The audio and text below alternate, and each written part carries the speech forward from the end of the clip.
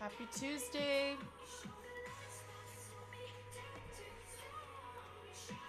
How is everyone doing?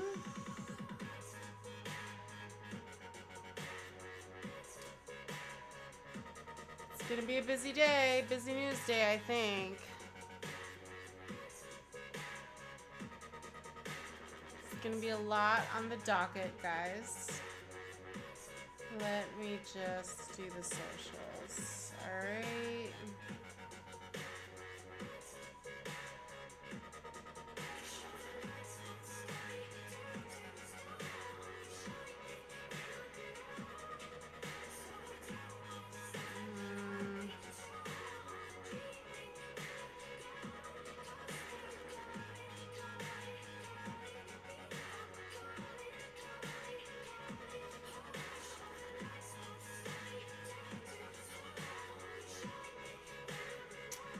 Alrighty, baby.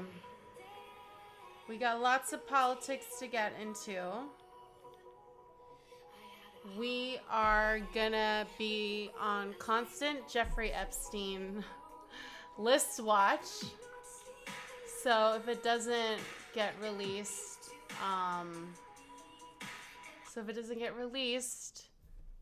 during the afternoon stream, we still have the evening stream, but I think everybody is on Jeffrey Epstein list watch.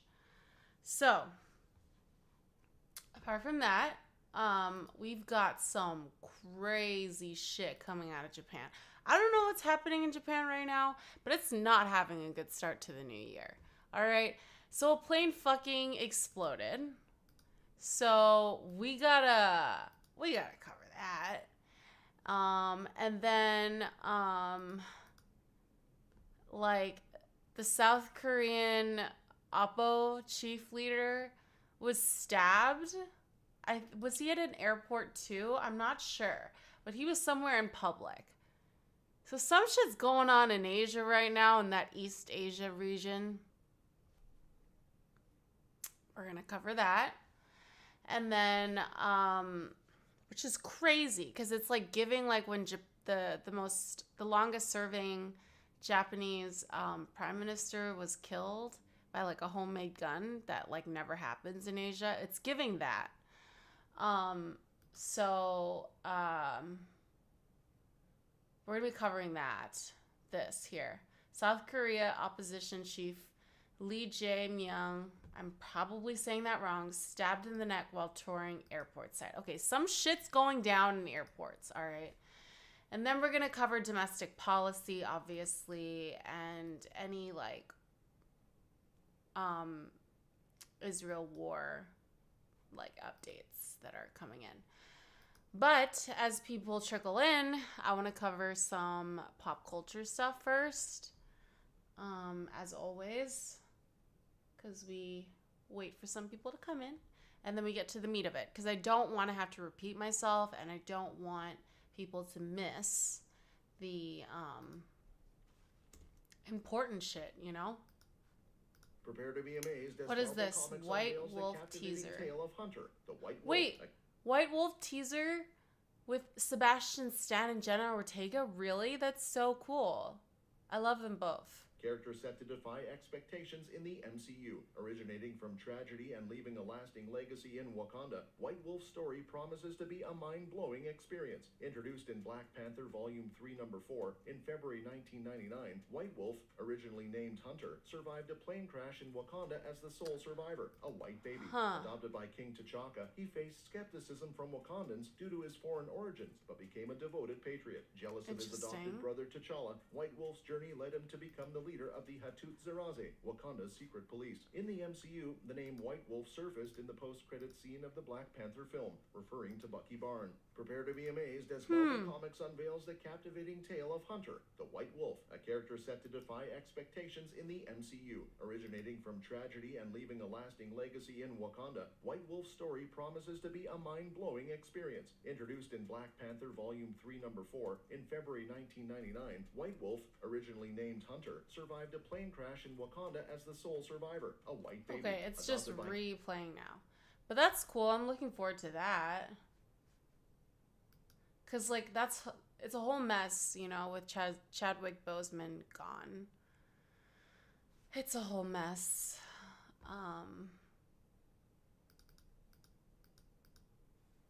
So I look so fucking pale.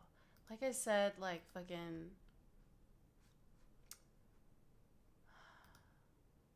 All right, all right, all right. So we're on Jeffrey Epstein watch. So anything breaking, if you guys see breaking before I do, because I'm concentrated on covering this shit, tell me. There's some fun stuff going on, but let's see.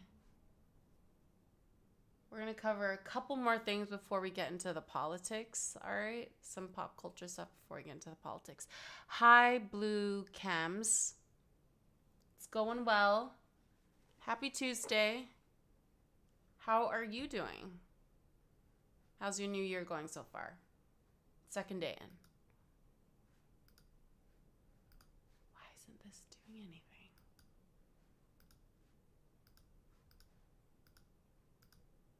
Huh. Huh.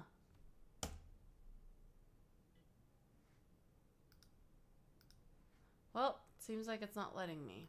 So I guess it doesn't want me to watch that. Alright. Maybe we should get into the politics. I feel like 8 minutes of Will Neff reacting is too long. And like 13 of Hassan is a little long to start with. And this is really long. We don't want that. Alright, let's do the fucking breaking, man.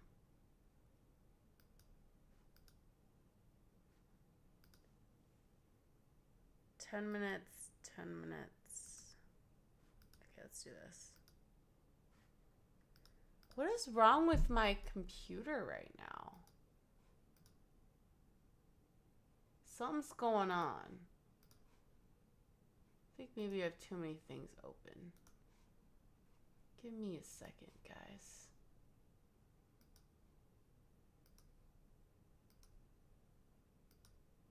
I don't feel like I have too many things open. There we go. And we are following more breaking news out of Tokyo this morning. A Japan Airlines passenger jet with nearly 400 people on board. You see it landing there with a fireball on its wing. It collided with the Japan Coast Guard aircraft on its way What happened? to help with earthquake relief efforts. Japan's public broadcaster now reporting 5 crew members on that Coast Guard plane have been killed. The captain is in critical condition. Now, video shows the commercial plane igniting into a fireball barreling down the runway this morning. The airline says nearly everyone from that flight was safely evacuated. Japan's public broadcaster says 17 passengers were injured. That's crazy. And this I hope there were no kids on board. Inside the plane, as smoke filled the cabin and passengers scrambled to find a way out. And luckily they were all, because it's in Asia and especially because it's going to Japan, they're wearing masks. So that helps a bit with the smoke inhalation. And Will Ripley joins us live from Tokyo. And Will, I just want to talk about the crew, actually. We'll get to the evacuation efforts. But the crew who died, they were on their way to help, correct? Can you give us more? Yeah, so this Dang, they were there to help and then they died themselves. That's crazy. Base nearby. The whole airport actually sits right on the bay. It's a beautiful approach when you fly in there. It's probably my favorite airport when I fly into Tokyo. My cameraman John flew in there just a few hours before this happened. But in this case, this Coast Guard aircraft somehow ended up on the same runway as this Japan Airlines jet was flying in, a packed plane coming from the tourist hotspot of Sapporo in northern Japan, and these two planes had an incredibly fiery collision.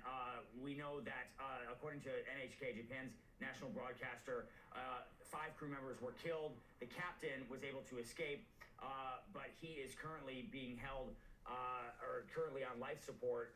Life I've also support? lost my IFB signal, so let's not ask a follow-up question until I get reconnected. That's But crazy. what we know is that this Coast Guard plane was headed to assist with the earthquake relief efforts. That within hours of the new year, there was a 7.5 magnitude quake That's that rocked crazy. the central western coast of Japan. I know we're going to talk more about that in a moment. There's the number of dead in the dozens right now. But what is truly extraordinary is that what could have been a horrific mass casualty situation was averted because in a matter of seconds, despite the fact that passengers say the rear and middle exits of this aircraft were damaged in this collision, there was a fire rapidly engulfing the plane, and yet everybody, 367 passengers, 8 children under the age of 2 included on the passenger list. So a lot of parents, they're clutching onto their young babies, and these. Oh no, there were kids on board. Fuck. Safely. No.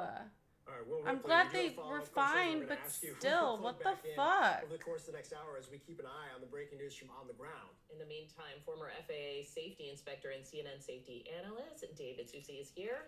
That's so first, crazy. Walk us through what happens in an emergency situation like this on the runway, because there was not a mass casualty event, right? Essentially, this is when things go well. It's truly miraculous, and the fact that there were 2 exits actually blocked and not able to be used Wow. really made this a miraculous event to be Wow. able to get everybody And off of nobody there. got So hurt. what happens at this point is That's everybody crazy. they deployed the slides so that everybody could get out quickly, and it really is amazing that many people got out of there so quickly. You channel out, you go to your nearest exit, as they always tell you when you get on the airplane, look for your nearest exit. It may be behind you. This is what they did. They were aware, they were conscious, they were ready for any kind of accident, and this crew is amazing that they got everybody out of there so quickly by just channeling them through the aisles. There's already smoke. If you can visualize this, there's smoke in the cabin at the time. There may be fire going on at the time. People are getting out these exits and jumping onto the slides and coming out to the ramp. And then once they clear that, they have to get away. So this is all an incredibly urgent situation, and to have someone to be able to manage it, a crew to be able to manage it and get them all out of there safely, is really testament to the work that they did to prepare for this type of tragedy. Yeah, David, to that point, there's preparation and there's action. And the former, you can do whatever you want in the lead up to. The latter is what really matters. And when you look at the pictures from the landing where the wing was clearly on fire to just how quickly the entire plane was engulfed, you see it there. I mean, it's sort of cracked in half. The flames crawling It's up like the the windows. fucking Titanic. How much of a time window did they have here? To fucking escape. It's seconds. I mean, it just within about 2 minutes, everybody was up and out of their 2 seats minutes. and starting to Wow. exit.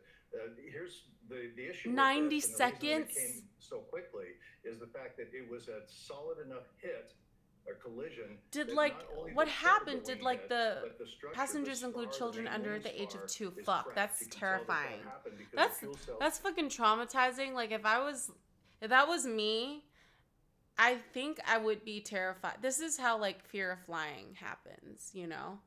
And like what happened? Did like the landing gear not deploy? Like what the fuck? Go through there, and the connections to the What fuel happened? cells are in the fuselage of the aircraft underneath where people are sitting. So when that hit and it pulled that wing back, it obviously ruptured some fuel cells or at least some fuel attachments, and that started pouring fuel into the area. It combined that with some winds that were going on at the time too, and that can spread the fire much more rapidly. You can definitely tell so the winds. We are talking about just seconds to be able to react, to be able to get out of there, leave your personal belongings behind, and get out of that airplane as quickly as possible. Dang. David, as a safety inspector, All those belongings. Like when I fly, especially overseas, like I always have a carry-on with all like important medicines, like and important documents, like my passport, all of that kind of shit, like ID, phone, like everything important that like you need to contact and like survive in real life, like in the modern times, it's all there. But that's all gone. And like now that they've survived, that's amazing. But now that they've survived, they got to go through all the hoops and ladders of like Did that person need a visa to get into Japan?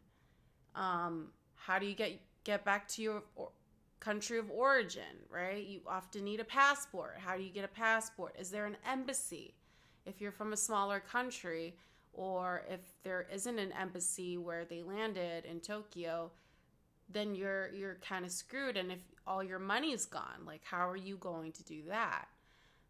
You can't take a train, ship, bus, whatever. Like, how, like, there's so many steps, 17 injured, hopefully none critically, apart from the pilot, it looks like. Hi, TM. Aw, thank you. Fool. Hello, folks. Former safety inspector, can you talk about what are the next steps in terms of an investigation? What are the things that people will start to look at? Well, there's some things that you can jump to conclusions about, and we want to make sure as an investigator you don't do that. We need to look first at what happened, and it's too early to assign blame to anybody or anything like that. But what we can conclude is that we know that the Coast Guard was heading out to provide relief to the earthquake victims. Dang. We know that they were in a hurry to get out and do One of that. its aircraft collided with Flight 516 on runway. That's a very, very active airport. There's a lot of moving pieces, and we talk about this a lot. Yeah, this is Tokyo International Airport, right? Large increase in the number of near misses Killed and runway incursions. 5 Japanese such Coast as Guard this one. crew killed in jet collision. We That's haven't had crazy. A fatality. We haven't had anything like this one. But none so of the far in United passengers States, the FAA crew started a safely panel to Wait, so investigate did two jets crash into each other, or what? Like, what happened? Okay. A Japanese commercial airline was seen in flames on the tarmac of Tokyo's Haneda Airport after it collided with an aircraft involved in earthquake. Ah, I see. So it wasn't a landing gear, is that it collided with another plane. I don't know if Shark is here, TM, so who knows. He pops in and out. That's crazy. So where I would start with this investigation first is the communications between who said what to whom. And as you know, there's been a lot in the United States. One of them most recently was where the air traffic controller had said, go ahead and go on to runway 17 left, or I don't know exactly which one it was. And when the pilot repeated that back to confirm, he said something different, like 17 right. And the air traffic controller was busy, fatigued, had worked several shifts, and then said it didn't recognize the fact that he didn't get the message properly. Yep. And then that airplane taxied onto an active live runway where there was an airplane landing. So these types of communications are something that's under close They don't get scrutiny paid right enough, now these with the people, FAA traffic in the control. United States, and They overwork also, them. in Europe and in Japan. We have to really look at how this is happening. As these airports get busier and busier and busier, you still have a human being trying to figure out what I call the fourth dimension. It's not only where the airplanes are, but where will they be if they make a mistake, or even if they do what they're supposed to do, where will they be in the future? How much do these people get paid? Intersect with each other, and so it's an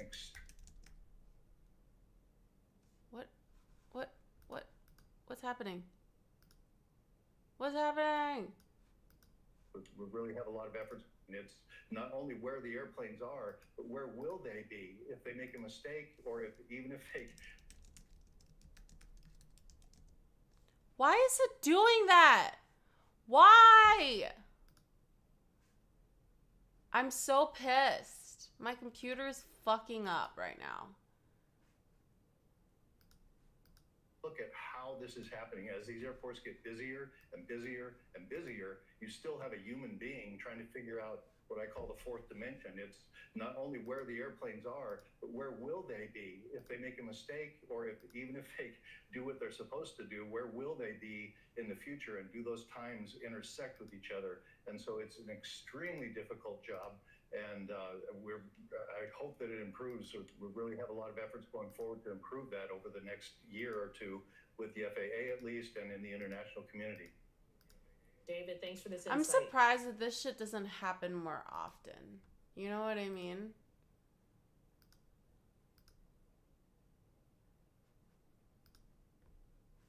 Hold on. There's more. Plane burst into flames after it collided with a Japanese Coast Guard aircraft. Something's going on in runway Japan, Tokyo. man. This new video shows the moment of impact Like, it's shit out of luck right now. after the passenger jet landed at the airport just hours ago. And you can see in the video the Japan Airlines plane bursting into flames as it goes down the runway there. Crew members on the Coast Guard plane were killed. The captain is in critical condition. Okay, they We're do preparing make a to fly decent to amount of Western money. Japan to try to help with earthquake relief. They do make a Nearly decent amount of 400 money. Passengers and crew were on the Japan Airlines flight. They were able to escape. 17 people reportedly were hurt. Let's bring in CNN's Will Ripley. He joins us live from Tokyo. So Will, what's the latest here? What are you learning? What's that, fool? Rahel, just within the last couple of What is hours, that the Japanese link? Prime Minister sending his condolences to the families of those 5 Coast Guard crew members. The Coast Guard has a base right next to the Haneda Airport, which sits in the heart of Tokyo, just 15 or 20 minutes drive from where I'm standing right now. It's Bro, one of how'd the you best find that? Hi. Dude. That is the most, like, curt hi. Hi, I was on it. Everyone is safe, and they are taking us to the terminal. Bro, what? All right, you gotta respect this shit. How does he have his phone? Oh, it's probably in his pocket or in his hand or something. Okay, so I feel like if I was in this situation, hopefully I survived, I would probably have my phone with me. Hopefully it's charged. They weren't flying like Frontier or Spirit, so they probably had chargers. Or Southwest. Although Southwest is not as bad as Frontier and Spirit. But dang, son. Everything else is lost. And it's cold in Japan right now, too. It's January.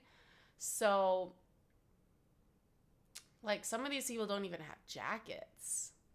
Because, like, sometimes, like for the winter time when I was traveling up north to the great land of Narnia, I'm wearing 2 layers of jackets, right? The big jacket is stored up top. And the second jacket layer that's also for warmth, I'm wearing. So you're not going to have time to go up and grab your big jacket and you're in like freezing cold temperatures in Japan. Because it snows in Japan, you know, people go skiing there. And with the wind that you could see at the fire here, like... Heavily on fire. Looking at that picture there, the tail end has actually, as we're speaking, just crashed onto the floor, the wreckage there, burning heavily on the runway there. We can see at an angle its wing there is still holding up, but inevitably as the rest of that burns, that will possibly come crashing down too as firefighters continually try to put out the blaze.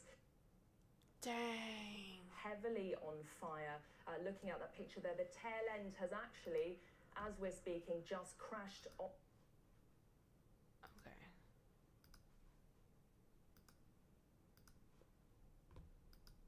Ports to fly into in Japan because of its centralized location right on the bay, and you have a beautiful view of the city when you fly So it was in. flying But from on this Japan to very Japan. busy Okay, day, a so day at that, least it wasn't hours an after Japan international was rocked by flight. a massive earthquake. You had this Coast Guard crew, 6 people on the plane total, trying to get relief supplies to areas hard hit that desperately need the help. And at the same time, you had a packed Japan Airlines jet that was arriving from Sapporo, which was right in the prime of their tourist season up there on the northern Japanese Yep, island of because of Hokkaido. skiing. This plane had 367 people on board. 300 including, 8 Dude, children under the age of 2. So 8 you had children? parents with their kids. Dude. You had 12 crew members and a fully packed plane. And they had just before 90 6 p.m. local time, seconds.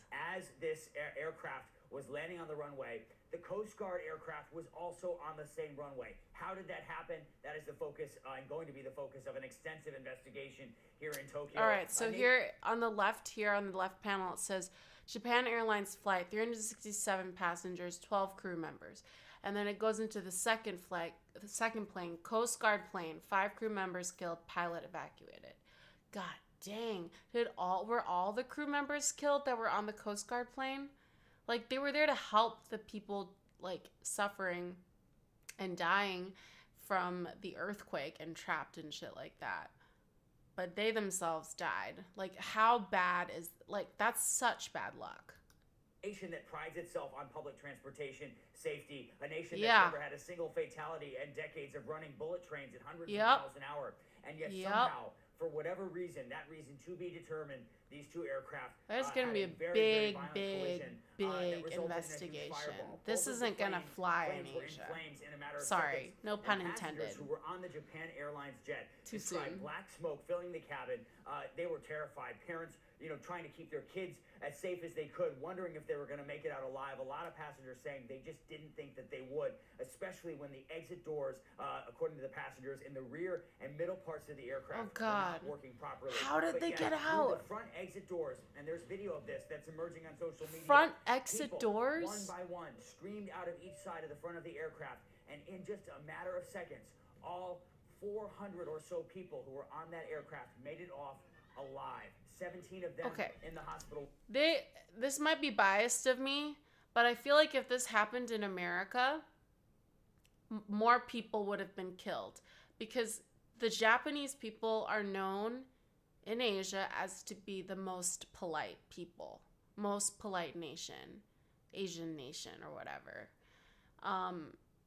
And they like follow rules, they take turns, and I'm sure they did that even in this life or death situation, and they're a very collectivistic culture. And I feel like if this happened in America, people would have been trampled over, and like there would have been more like plane casualties. I'm not kidding. I actually think that that's what would have happened. Because we're so individualistic. When you look at the video of that plane that was then very quickly fully Like, engulfed in flames, still smoldering. Hi, on the runway, funeral. took firefighters Like the fact well that they're over an hour wearing to get the masks, that's fire also an control. indication. Haneda Airport, a very busy hub, of course, shut down right now and likely to be shut down for quite some time as they investigate exactly How are you doing, this happened, funeral? as they look into the cause of this. But still, the fact that so many people, hundreds of people, were able to walk away, even as Japan Have I made mourns you the loss of VIP these yet? 5 Coast Guard crew members. I need to It make is you truly, VIP. a remarkable moment. Happy At the New beginning of Year. 2024, it's just been very rough for Japan, given the earthquake first, and then this How do I make you collision on the VIP? runway right in the heart of the Japanese capital, Rahel. Yeah, certainly just a really dark period for Not Japan. really but as you say, just sure. remarkable that hundreds of people were able to escape those flames. Will Ripley live for us there in Tokyo. Will, thank you. Right, with us now, CNN aviation correspondent Pete Montini. What did Pete, you when do? look at What those did you do pictures, when on you see New Year's that plane in flames? Eve? It's a near miracle that everyone on board was able to get out. What do you see when you look at it? What I see, and you see the impact there in the first 2 seconds of that video, is really a wake-up call, not only for aviation in Japan, but also around the world, and especially in the United States. We'll get to that in a second. Japan Airlines Flight 516, this was a Airbus A350, only 2 years old, came into land on runway 34 right there at Haneda. What is interesting here is that we know from the track of the plane that this plane was coming into land and the plane behind it had to go around. We do not know the track specifically because there's no data available from that Japan Coast Guard Dash 8 airplane. 6 people on board, 5 of them are dead. We know that the captain of that flight is in critical condition. Was the captain the 6th person, or did the captain not count?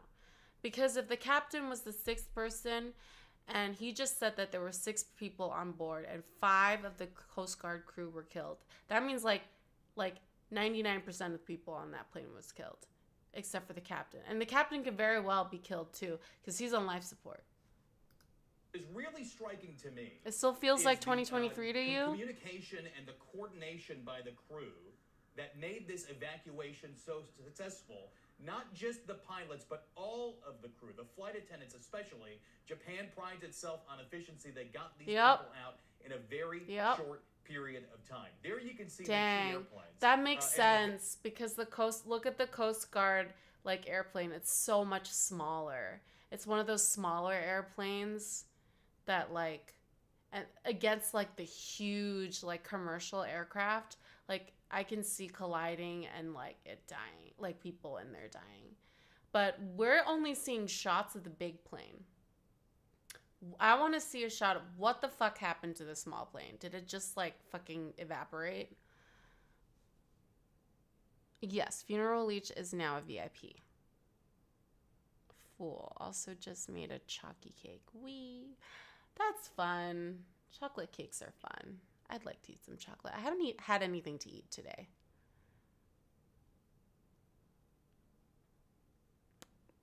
Big size difference here. A Dash 8 is a much Like what I smaller just airplane, said. Although it clearly did a lot of damage to the front of that Airbus A350. This is the first time an Size Airbus difference. A350 has ever experienced a hull loss, meaning the airplane is completely destroyed. What is clear right now is that there was a huge safety failure here in a culture that is incredibly safety conscious. The Japanese airlines had a spate of accidents in the 80s and 90s. They really cleaned up their act. But is also clear is that this was something where there was an airplane in the wrong place at the wrong time.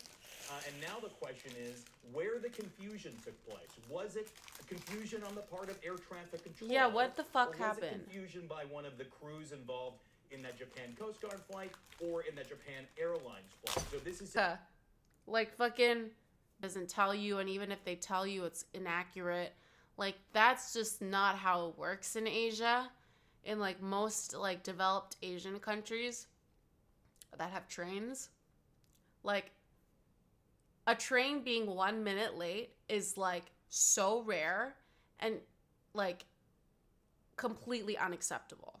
Like, people will flip their shit. Like, it's so different, the culture and the technology and the investments made in, like, public transportation and how clean and efficient and beautiful and, like, socially acceptable it is, including buses. buses. What's really interesting here in the United States is that there has been incident after incident of airplanes in the wrong place at the wrong time on the surface of an airport. They are known officially as a runway incursion, and we have seen 7 of these incidents. 100 so fire serious trucks, bro. That the National Transportation Safety Board has been involved.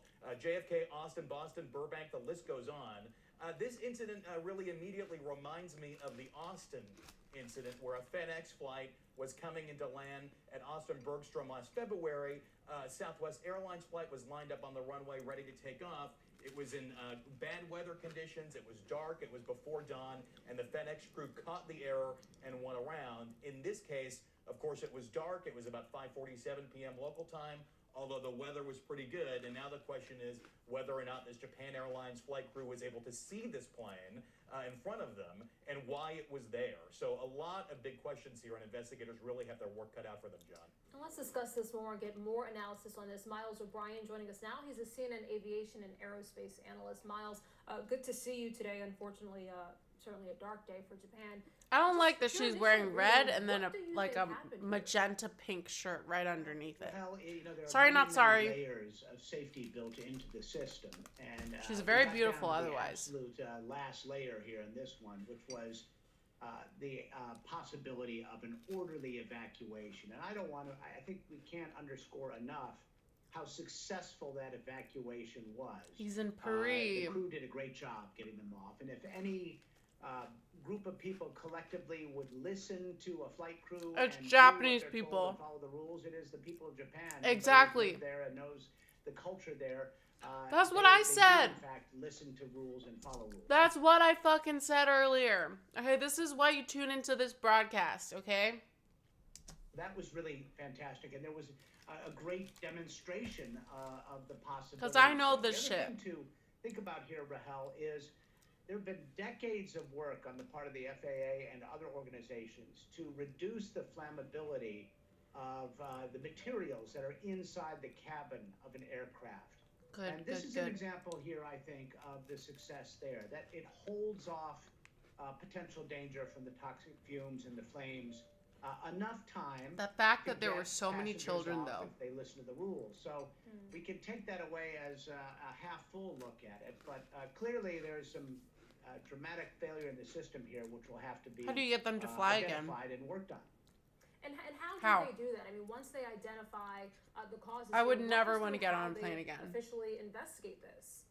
Well, you've got three main parties here. You've got the flight crew aboard the Airbus A350. You have apparently there's. I already don't want to fly. If I'm sitting at the back of a plane, I'm not flying. All right. I cannot deal with turbulence. I don't like roller coasters. I have to be seated either right behind the.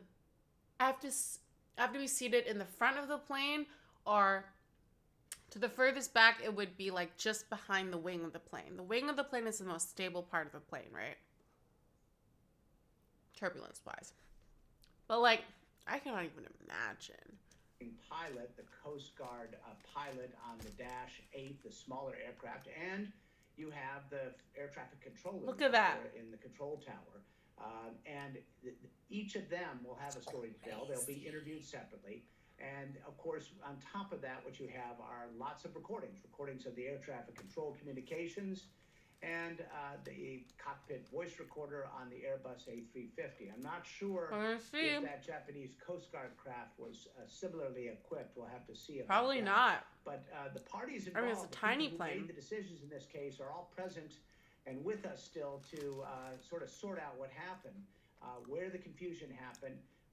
As Pete pointed out, it was good weather, but it was nighttime. It's the busiest airport in the Pacific Rim, in the middle of a terrible disaster, a lot of adrenaline. That's what I said. I'm sure Busy with airport. That Coast Guard crew trying to get needed relief supplies up to the stricken region. So there are a lot of subtle human factors here that need to be addressed. Mm-hmm. Miles O'Brien, we appreciate the time and the insights today. Thank you, Miles. You're welcome, Rahel. Fuck, man. Fuck. We just had a massive earthquake, and now these planes, like, something's going on in Japan, man.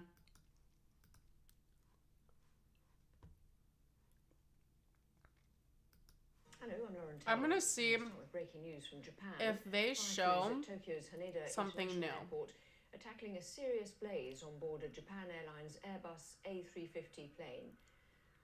Well, these are live pictures, and across the last hour or so, we've seen flames steadily engulf the craft. Reports suggest the plane. The important Holy thing is shit, look at that. Look at that. In that initial phase of the fire. So although it looks very shocking, and it looks particularly shocking because it happened at night, obviously it's a very bright fire. Right. Actually, we may find the aircraft did its job very well in protecting the occupants until it was safe. But 90 seconds though? To help them evacuate. Like, do you guys think that we could have done, like, in the United States, we could have done that? Everybody was able I to don't get think off we that could have. A350 I really successfully. don't. Then actually that's a really positive outcome, whilst acknowledging that the very tragic outcome for potentially for those on board the other aircraft.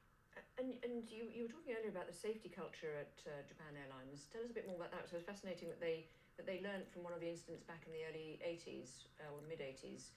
Tell a bit more about how that incident and what they learned from it. Ooh. So Japan Airlines unfortunately suffered an accident in 1985 where due to a Right? Like, how do you be like, repair, holy shit, we're about to die. Where is my child? My under 2-year-old child. There's like 8 of them on this plane. and the crew Probably screaming and freaking out. Everyone's screaming. How do you unbuckle yourself? And like people are trying to open the back doors. They ain't working. Then you gotta go all the way to the front. Like that is like a 5-minute thing, you know, not like a 90-second thing. Was a deep sense of loss of their own colleagues, of their passengers. I would not be surprised if somebody went to jail over this. If this happened in America, nobody would go to jail for this. But in Japan, like I said, no pun intended, this shit isn't gonna fly. Somebody is going to probably go to jail or pay some high fines. Somebody's gonna have to resign in shame, you know, which is a big deal. Because shame in collectivistic cultures is huge. Safety Promotion Center. It included artifacts from that accident, from some of the letters that passengers wrote before the aircraft eventually crashed. And every employee, whatever level in the company, has to go through that as part of their induction. And they learn about how incredibly important safety is and how much hard work goes into deliver that. So that's a really important part of their culture as an airline. And I know, having worked with various people there over the years, that there is a profound personal commitment towards safety. And you know, I know any kind of accident we find tragic as an aviation family, but particularly for Japan Airlines, this will be a difficult day. Yeah. Braithwaite, thank you very much indeed for joining us and your Cray expertise. cray. All right. More fucking crazy Asian news coming out. All right. The fucking South, I don't know if this is TOS. I don't know. Let me see. He gets fucking stabbed in the neck. Oh shit, he's down. Did he die? Okay. I hope this isn't TOS, but I gotta show you guys, man. Like, I gotta show you guys.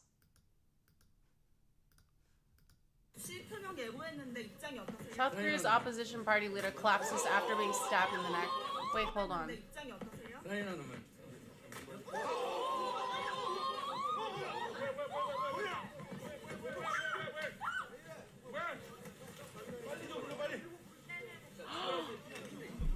Airlifted to University Hospital for treatment. Holy shit.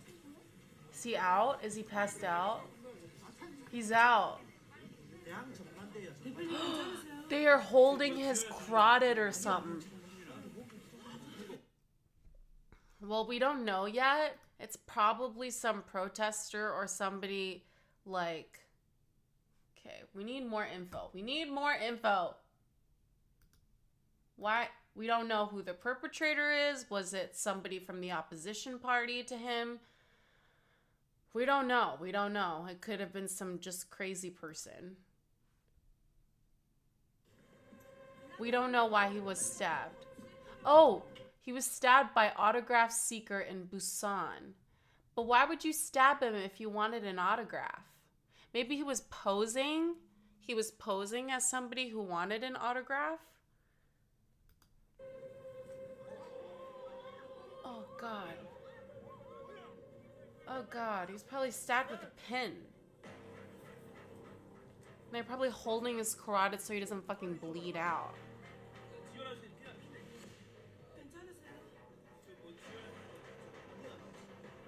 He should be having more security. He has good security. Somebody's holding him. But dang.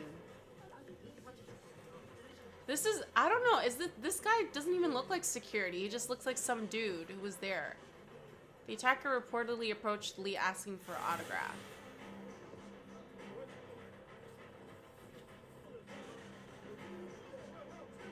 And then there's so many reporters. Police official arrested the attacker at the scene. Okay, good.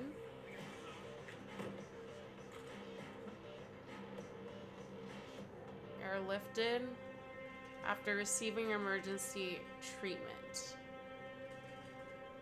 Bro.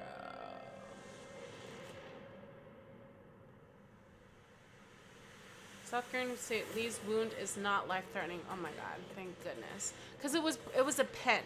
If it was like if this was the United States of America, it'd be either a gun or a fucking switchblade knife, and this guy would be dead.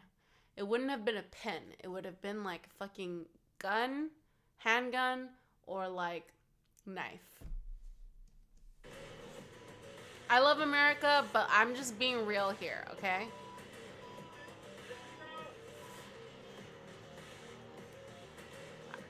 That's definitely a pen. 50s or 60s man. And it wouldn't have been a 50s or 60s man. It would have probably been a white male in his 30s who was disillusioned or something. I don't know.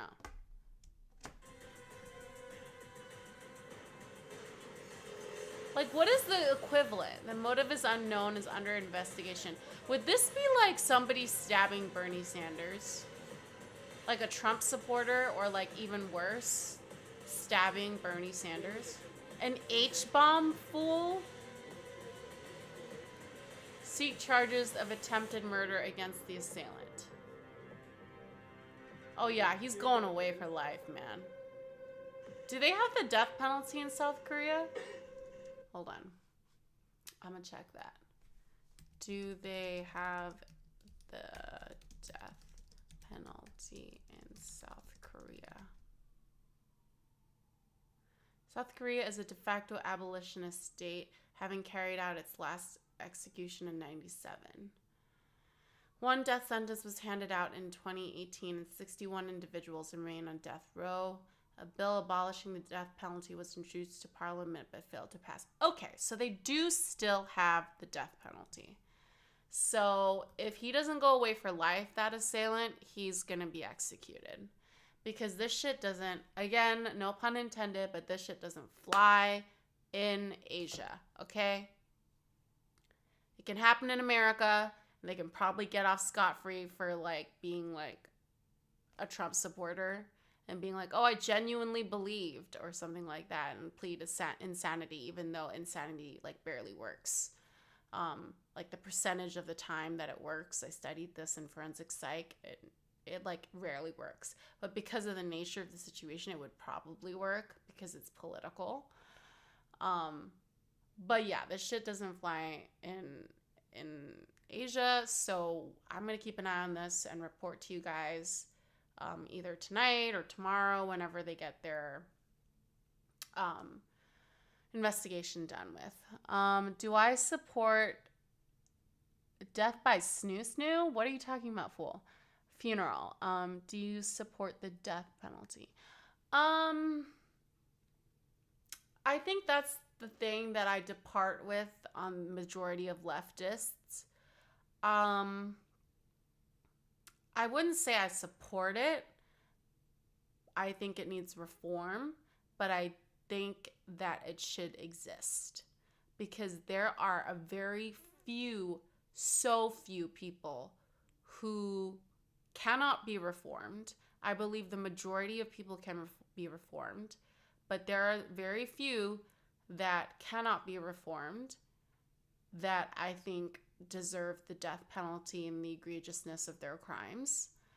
And they'll never be released. It's so expensive. Why are we spending money housing them? And even though they say they're not afraid of death, every single human being is at least a little bit afraid of death.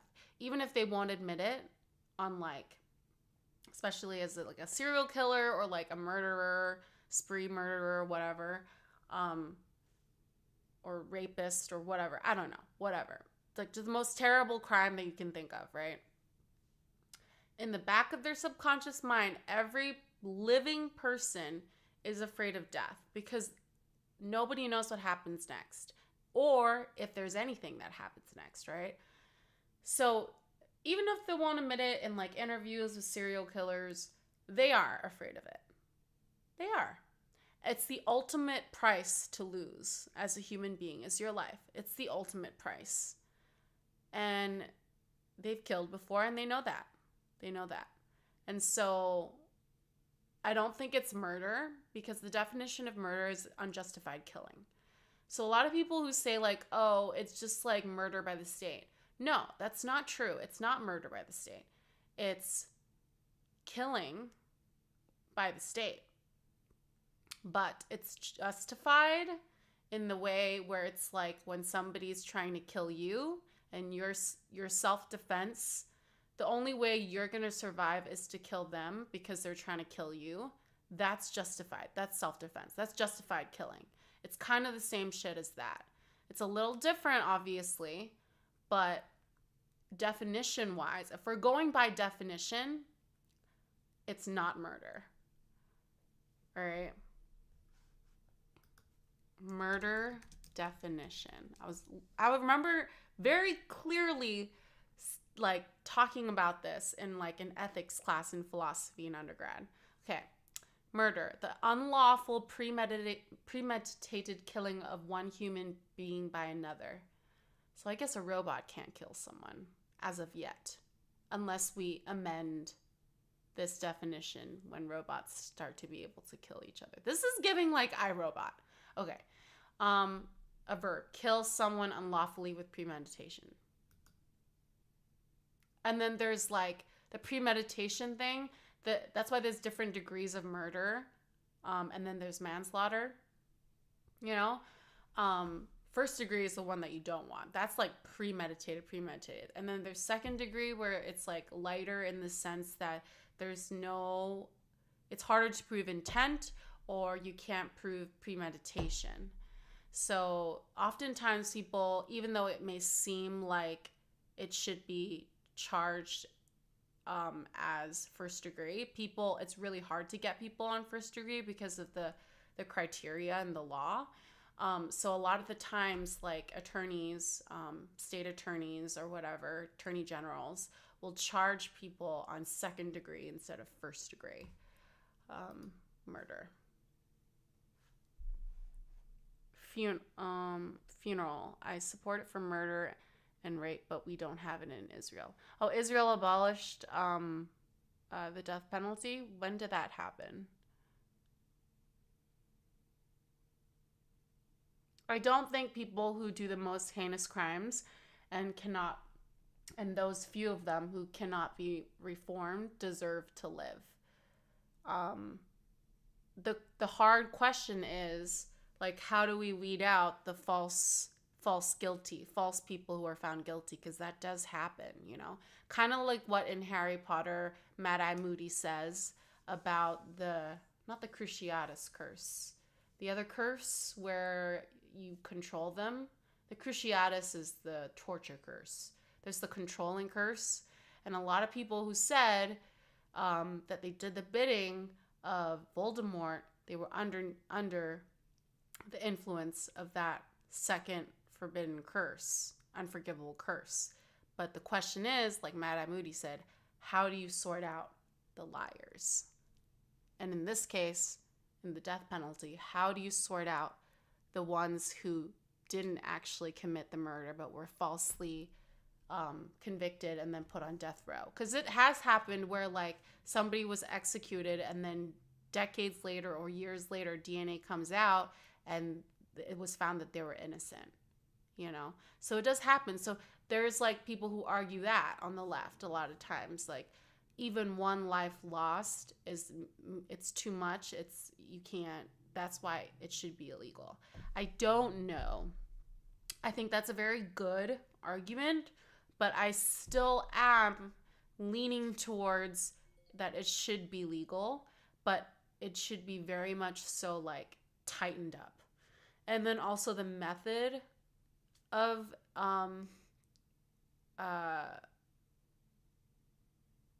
the death penalty being carried out needs to be changed. I don't think it should be lethal injection. I think it should be firing squad. And I think I can play a video on that, and there's a reason behind it. It seems more barbaric, but it's actually not. Lethal injection is actually more barbaric. It just, like, there have been cases, like, companies don't even make those drugs anymore, and, like, it just makes us feel better. It's a paralytic, so they could be in huge amounts of pain, but they can't move, so they can't show it. And then there are botched executions as well with lethal injections that have been reported. It doesn't work as well, and you don't want them to suffer because you're not bad guys. We're just trying to carry out the appropriate punishment, you know, and consequence, right? With the firing squad, you don't know who has the bullet. Like, I don't know if it's 5 people or how many people are in the firing squad, but one person in the firing squad has the bullet. Everyone else has blanks, and they all fire at the same time, and it's one bullet, immediate, you're gone, lights out, right? But everybody can sleep who are on the firing squad because nobody knows who actually killed the person. And it's fast. There's no room for error, you know? There's no room for suffering, or the shortest amount of suffering, unlike the death penalty, where there's cases of people like being like so botched, like hours and hours, like not dying and just like, you know, in pain or whatever. And then also like the electric chair, like catching on fire. Like there's a video that I watched that explained all the different pros and cons and pitfalls and on each different type of method of the death penalty. And I think it settled on the best was, at least in my mind, the best was the firing squad. What'd you say, fool? Ask them nicely, did you do it? I wish it were that easy. I wish it were that easy.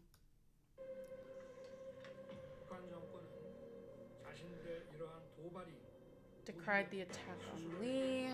Okay. This type of violence must never be tolerated. Trump. Should have stabbed him harder.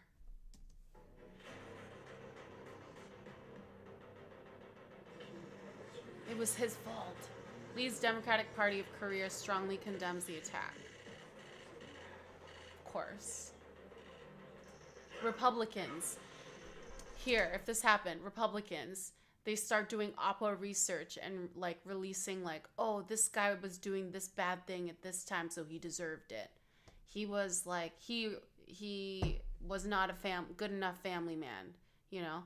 Like he wasn't a Christian or something like that. He was Muslim, or like he was like an atheist, a communist or whatever, an anarchist, you know, libertarian, you know, who knows? Funeral Leech, do you know Adolf Eichmann? No. It's a clear act of democracy destruction. Trump. Thank you. We love you. You know, we lost the presidential polls by 0.73. That's less than a percentage point. So he's super popular. Dang. They need to do an investigation.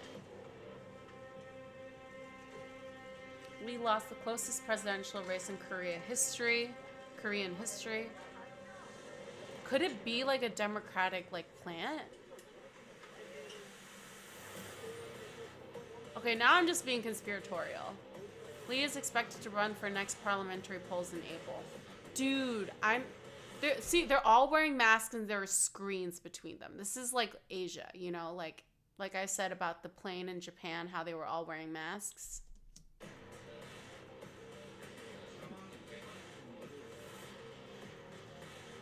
March 2022, Lee's predecessor, Sung survived an attack. Dang! People be attacking! While campaigning for Lee. Oh my god, is that a woman? Using like some hammer? Who's Adolf Eichmann? Funeral. Can you link me? I'm trying to run a stream here. Okay, we're gonna watch this.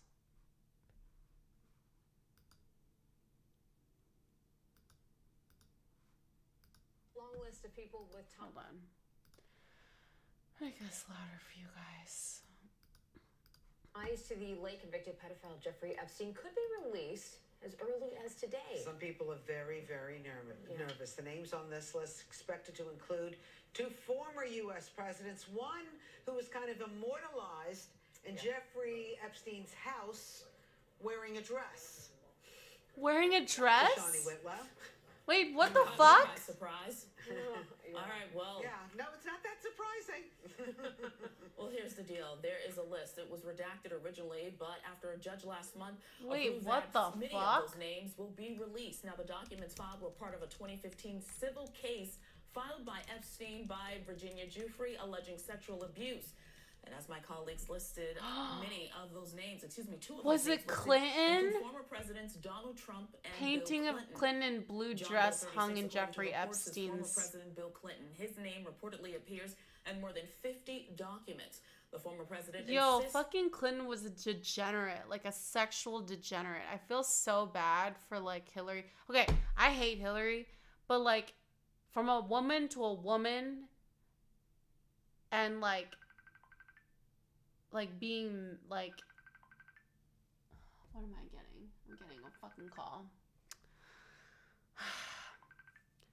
Imagine being married and like your husband being the president, Monica Lewinsky, and now fucking Jeffrey Epstein. And probably the only reason why she stayed with him is because it was good for politics for her to become president, to be married. I don't think there's ever been a single, in modern history, I don't think there's ever been a single president. You know, they've always been married. So I think that's why she stayed married to him, to be honest. Because, like, that is just so embarrassing. And they, like, destroyed Monica Lewinsky, but it's really Clinton who's the fucking degenerate. He never flew to Epstein's private island in the Caribbean. Now, Jufrey It's says Caribbean. she saw him there, though. Former President Donald Trump also flew on Epstein's plane, according to flight logs. Neither Funeral. He was the second and last person to receive the death penalty in addition in Israel. To Prince Andrew, Britain's Prince Andrew, Jufrey claims she... I think it's still allowed against Nazis and Nazi collaborators, but at this point, almost all Nazis are dead. Well, their descendants aren't, and a lot of them are in the UK and the US. And, like, can't the Israeli government be like, all Palestinians are Nazis, so they can just execute them all? Because that's what they're really saying.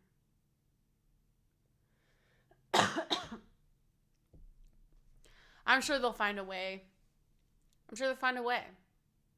You know? To be like, to charge them and be like, death penalty. I mean, we found, like, Nazi, like, like regalia in, like, your house in Gaza. So you're a fucking Nazi, so you gotta be executed. Like, I can see that being a thing, you know? He was forced to have sex with former Senate Majority Leader George Mitchell, Epstein's attorney Alan Dershowitz, and former New Mexico Governor Bill Richardson. Last month, a federal judge ordered many identities to be made public, though the names of the people who Epstein sexually abused as children will remain private. Epstein died in prison in 2019 while awaiting trial on sex trafficking charges. Wait. And his girlfriend, Ghislaine Maxwell, is currently serving 20 years behind bars for her role. Now, legal experts 20 say years? it's unlikely those listed will face criminal charges, but rather humiliation over their names being listed in these documents. Wait, Ladies, so back to you. they're not releasing, so the names that are of the names of the victims, they're not going to be on it or not released. It's just the perpetrators, just the scumbags. I'm not sure. We're going to have to see. It's not clear what they said. It's unclear. It should have been more clear. So we are definitely on Epstein watch. Hold up. I'm refreshing, like, Epstein watch right now. It was supposed to be released yesterday, but it was a national holiday, so that's why everyone's like, oh, it's happening today, you know? But I don't know what time the court closes. We'll see. It'll ruin the career of any current serving politician or any high profile politician that's still, like, active in, like, this sphere, the public sphere. It'll ruin their career, for sure. Unless you're Trump, then you're unshakable, because, like, your supporters will just be like, oh, it's fake, or, like, they're not his type, or, like, they deserved it, they agreed to do it, or whatever. You know, like, they'll make some fucking dumbass excuse that doesn't make any sense and is fucking degenerate, you know? So no names released just yet. New details coming out of Colorado. Hold on, let me make this louder for you guys. I really gotta speak louder, dude. That's after a man was arrested inside the state's Supreme Court building. So police say that the building now has, quote, significant and extensive damage after they say that he broke in and fired several shots inside. No one was hurt. Guns. CNN's Veronica Miracle, who joins us now, with Man breaks into what Colorado happened, but Supreme also, Court Veronica, overnight and not opens policing fire. anything about a Why? potential That doesn't make any sense. I've been on that bridge. I was there this summer.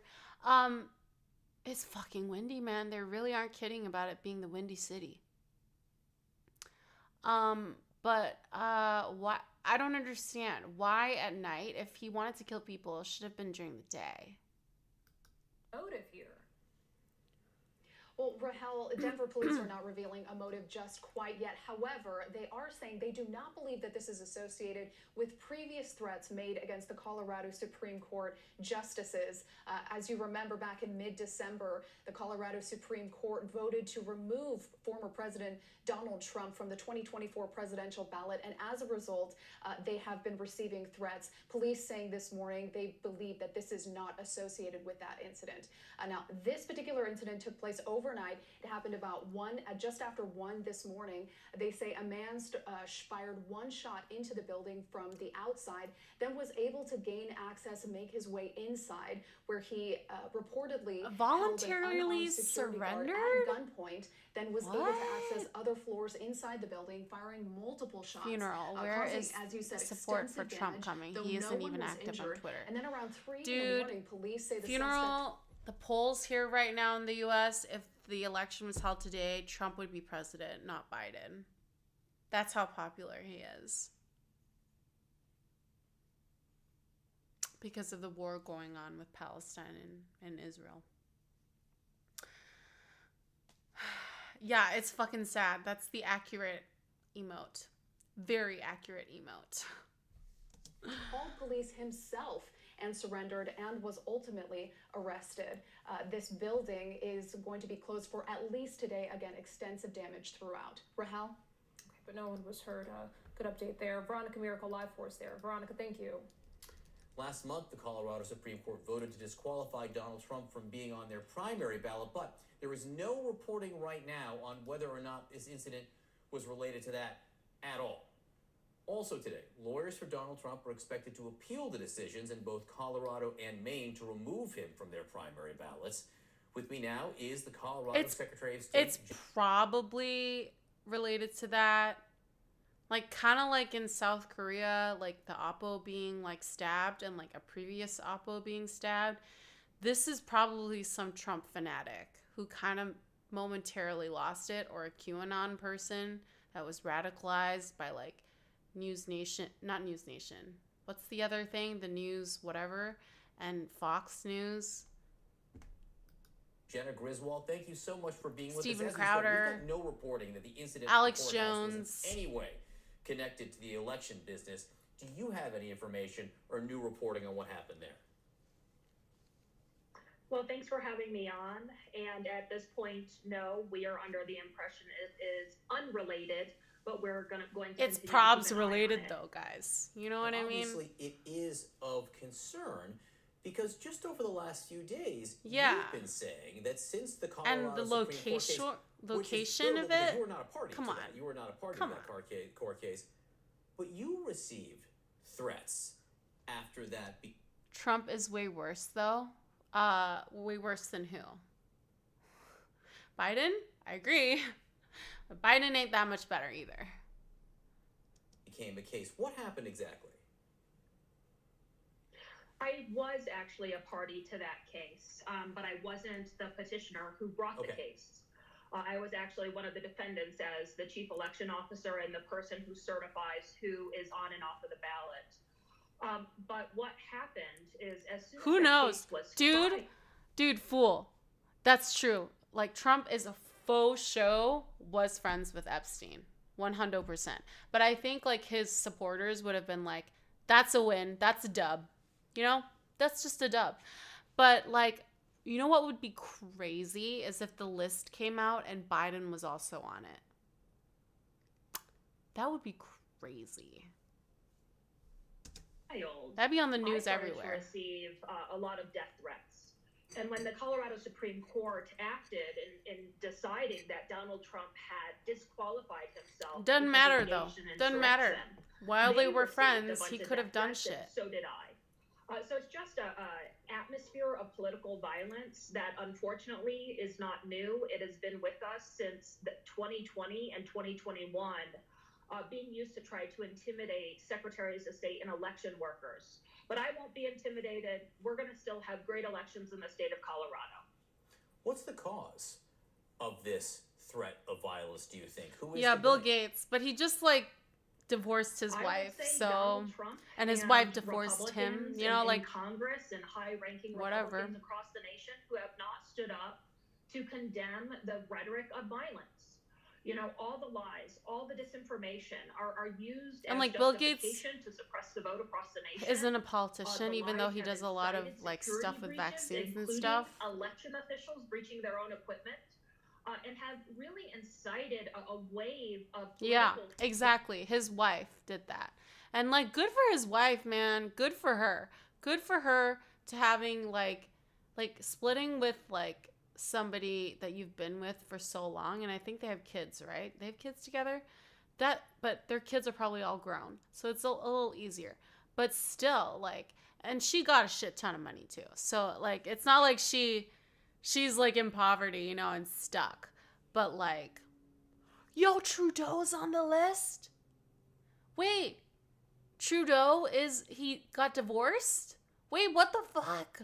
When did this happen? Fool, this is tea. This is tea. Why have you not informed me? Okay, Trudeau is hot. Okay?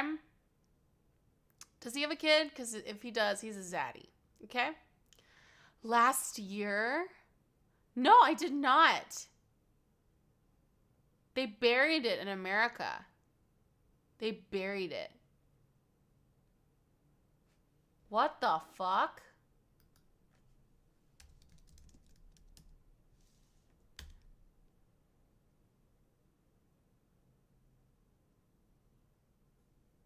He has one child called Xavier. His spouse... They didn't get divorced. It still says they're married since 2005. Oh, wait, no, he has 3 kids. Wait, what the fuck? Okay, hold on a second. Let's click on the thing.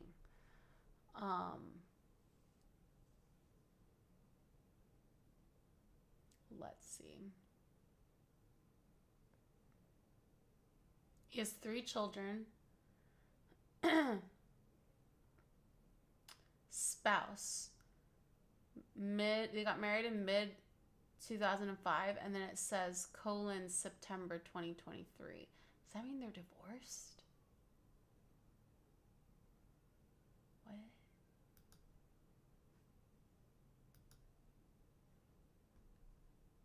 Let's see. Hold on. Let me show you what I'm browsing, guys. Personal life. Oh, they separated. They're not officially divorced yet. Why did they separate? Did he cheat? Wouldn't be surprised. Or was it because he was on the list? Oh, okay, funeral. On August 2nd, 2023, Trudeau announced he and Gregoire had separated. On August 21st, Trudeau said he was focusing on his children in the future. Fool, I wonder if anyone in Hollywood still has a job after Epstein. Probably. Thank you, funeral. And probably. Like, a lot of people probably... Like, Epstein was powerful, man, in Hollywood. I wouldn't be surprised if a lot of women, like,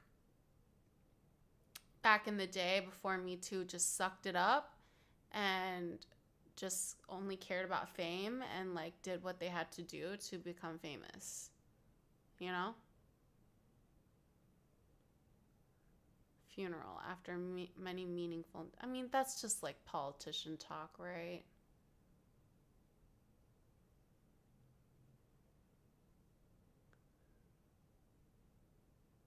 Yeah, that's what I'm saying.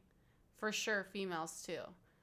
I would say especially females. I think it's harder to stand out and get a leading lady role than it is for... Like, I think more females probably sacrificed their honor and integrity for fame. I mean, some people don't give a fuck, you know? Wait, what do you mean? What do you mean full? Like ladies as in like they were victims? Or like oh, as in like she slept, like she used Epstein so that she could sleep with other people?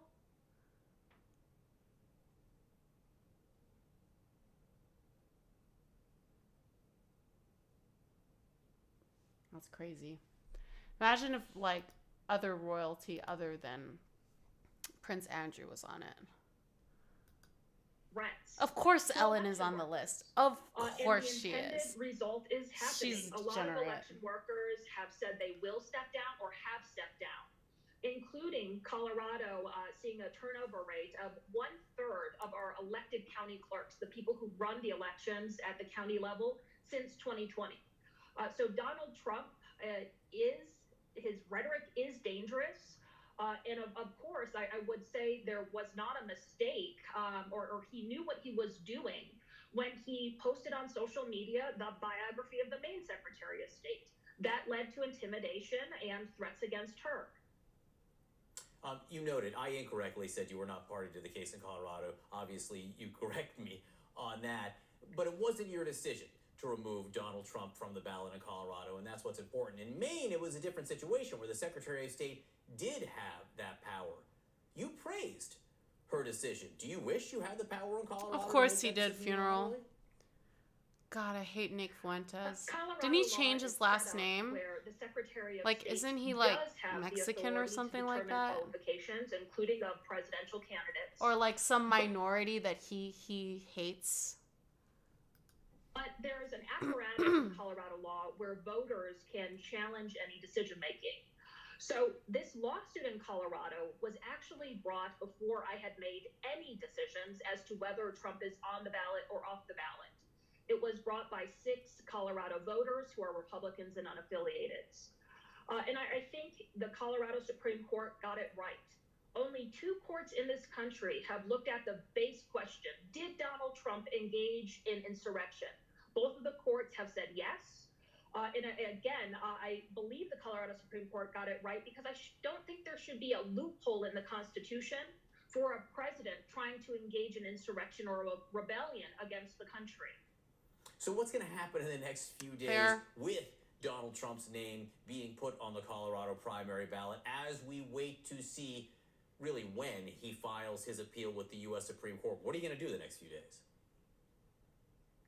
I certify the ballot on Friday. So that's the process of telling all the county clerks which candidates can be on the ballots that they will then go print. Now, the Colorado Supreme Court has said he is disqualified, but put basically a hold in their decision. So they said he is disqualified, but if an appeal is filed, he is presumed back on the ballot unless the U.S. Supreme Court takes some action. So as of today, Donald Trump is back on the ballot. The Colorado Republican Party filed an appeal last week. We hear it's being reported that Donald Trump is going to file his appeal today. And until the Supreme Court refuses to review the case First or day, take some working type of day action, of the year. he is back on the ballot in the state of Colorado. Colorado Secretary of State Janet Griswold, thank you so much for being with us today. Appreciate it.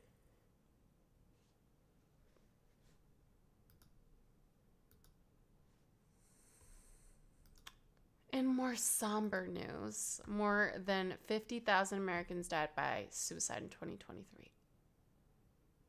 A record. That's so sad. What'd you say, funeral? Full. Build a meat grinder human size and walk all those on the list into the grinder. Well, if that was feasible. Well, this is why the death penalty. I'm kidding. Mental health.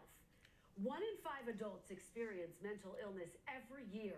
Depression rates are at an all-time high. 1/3 of adults report being diagnosed. I mean, we just got out of a fucking pandemic that is now becoming endemic, just like the flu. Like, what do people expect? The president says we are falling short. In the history of humanity, like, come on. Less than half of all adults with mental illness diagnosis receive care for it. Less than half. Wait, what do you For mean, children, fool? the number's even worse. Nearly What do you mean it's a 70% choice? of our kids who seek care for mental health or addiction cannot get it. For all those brave enough and strong enough to seek help, and I mean that, brave enough and strong enough to seek help, we have to do better. In 2021, more than 12 million American adults thought about suicide.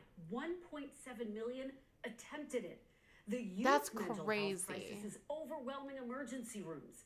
Nearly 60% of high school girls reported persistent feelings of sadness or I hopelessness. bet it's higher for And males, our but it's nation's just veterans, studies the have showed that crisis they're line less is likely to fielding report a it. record number of cries for help. This morning, in a special broadcast on the nation's mental health crisis, we will have a conversation about all of it. How do we talk about mental health?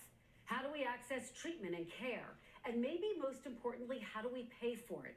Thanks for watching. Stay updated about breaking news and top Republicans stories don't want on to pay the any more NBC taxes, News right? app, or follow us on social media. There's always more. There's always more money for war, right? But we don't have money for fucking healthcare and for suicide, like prevention and treatment. You know, I think like With we less can't than have 2 nice weeks things. to go until the Iowa caucuses, former President Donald Trump and his legal troubles still dominating the political world. Thank you very much. The Trump campaign expected to file an appeal as early as this week to a decision by Maine's top election official that he is disqualified from the presidency under the 14th Amendment because of his role in the January 6th attack. That decision in Maine, similar to one earlier last month barring Mr. Trump from the ballot in Colorado. Critics of the rulings have pounced, calling them partisan attacks on the former president. They're trying to take the election away from the voters. And while both rulings are unprecedented, former President Trump's name will remain on the ballot in both states while the appeals process plays out. It's one of the many legal challenges looming over the Trump campaign, with the potential for up to 5 Trump trials during the busy campaign year. These are Biden indictments against this is just against a political opponent.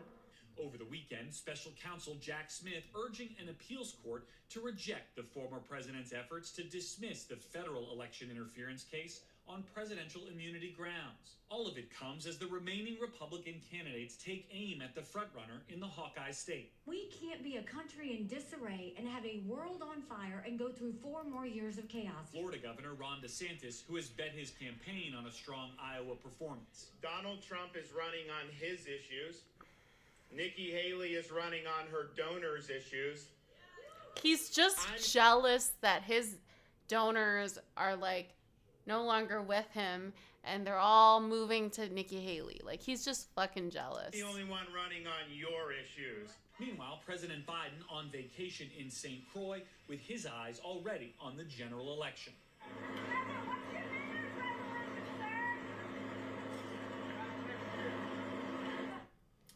As for Mr. Trump, his political and legal calendars are now starting to collide in a complicated way. He has the closing arguments of his civil fraud trial in New York. Fool, at the days moment before we are the being Iowa told to caucus. stay away from His the trial hospital here if we in think we have DC on COVID-like 2020 symptoms. election-related Nice, huh? charges is Yeah, currently right? scheduled to start just before Super Tuesday, when more than First a dozen prez to states wear an hold orange their primaries. jumpsuit. It Well, is a let's hope difficult so, but I balancing don't act think with so. Voters, juries, and judges who will likely define this election year. Hoda? All right, indeed. Garrett Hakeforth there in D.C. Garrett, thank you. Which Insta Hey, thanks for watching. Don't miss the Today Show every weekday at 11 a.m. Eastern, 8 Pacific on our stream. Hold up. Avery. Hold on. I got a couple more videos here lined up. So let's talk about the other side of the ledger here. Joe Biden, not looking so hot for his re-election as we head into 2024, and none other than MSNBC's Steve Kornacki breaking down the numbers with a dire warning for him. Let's take a listen. How about the Democratic end of things? Joe Biden seems poised to be the Democratic nominee. What kind of year has he had politically? Well, again, he started 2023 coming off those good midterms for Democrats, and his approval rating, 46-50, wasn't that bad, but he's taken a hit this year. And as we start to close out the year, our final NBC poll had him at just 40% approval, 57% disapproval. How does this compare to past presidents entering the re-election year? Here you can see it. Here's the 40 that we have Biden at right now. These are all the final polls heading into the election Nick year. Fuentes has never had a girlfriend. He says he did kiss a girl once. He doesn't want to do it again, though. He was at 44. He's an incel? Of course he is. Sr. got beat in 92. He was at 52 and heading south rapidly there. But you see how that number compares. That's the lowest. That's the lowest in an NBC poll for an incumbent facing my a necklace? re-election here. But what are you it talking is a tight about? race when you poll Biden versus Trump at the start of the year. I'm and the so average of the polls confused. nationally, Biden at a 2-point advantage. Now, at the end of the year, it is Trump who, on average, has a 2-point advantage here. And that leads to this final graphic here, a poll from the Wall Street Journal recently. They included a bunch of third-party options, and against Biden and Trump, they added up to 17%. That's a big question. He is super cringe, be funeral. a real third-party candidate to create a wild card in this. So, lowest approval rating of an incumbent president heading into re-election ever. That's where Joe Biden stands as of now. And I mean, it's for them, it's complete disaster. I also saw a poll this morning, Emily, that ties into our discussions both about Ukraine and certainly about Israel, that foreign policy, which normally is a kind of like a back burner issue in American politics, has now become one of the top issues that both Democrats and Republicans and independents, all three, are focused on in terms of a vote choice. And we know that Biden is dramatically at odds with his own base in terms of his unconditional support for Israel. Sorry, guys. Couple of things. I was just on my phone checking on fucking Fool's thing. So I was kind of confused about what he was saying. And then I got a fucking text message from my dentist. And I'm asking like when are you gonna send the scripts over, so I can like pick them up get them filled before I get them extracted, and I do understand it's the first day back at work, but I have 2 days. 1.5, really. And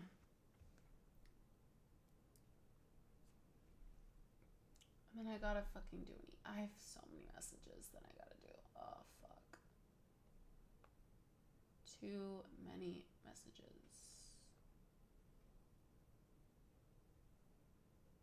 Oh my god, so annoying.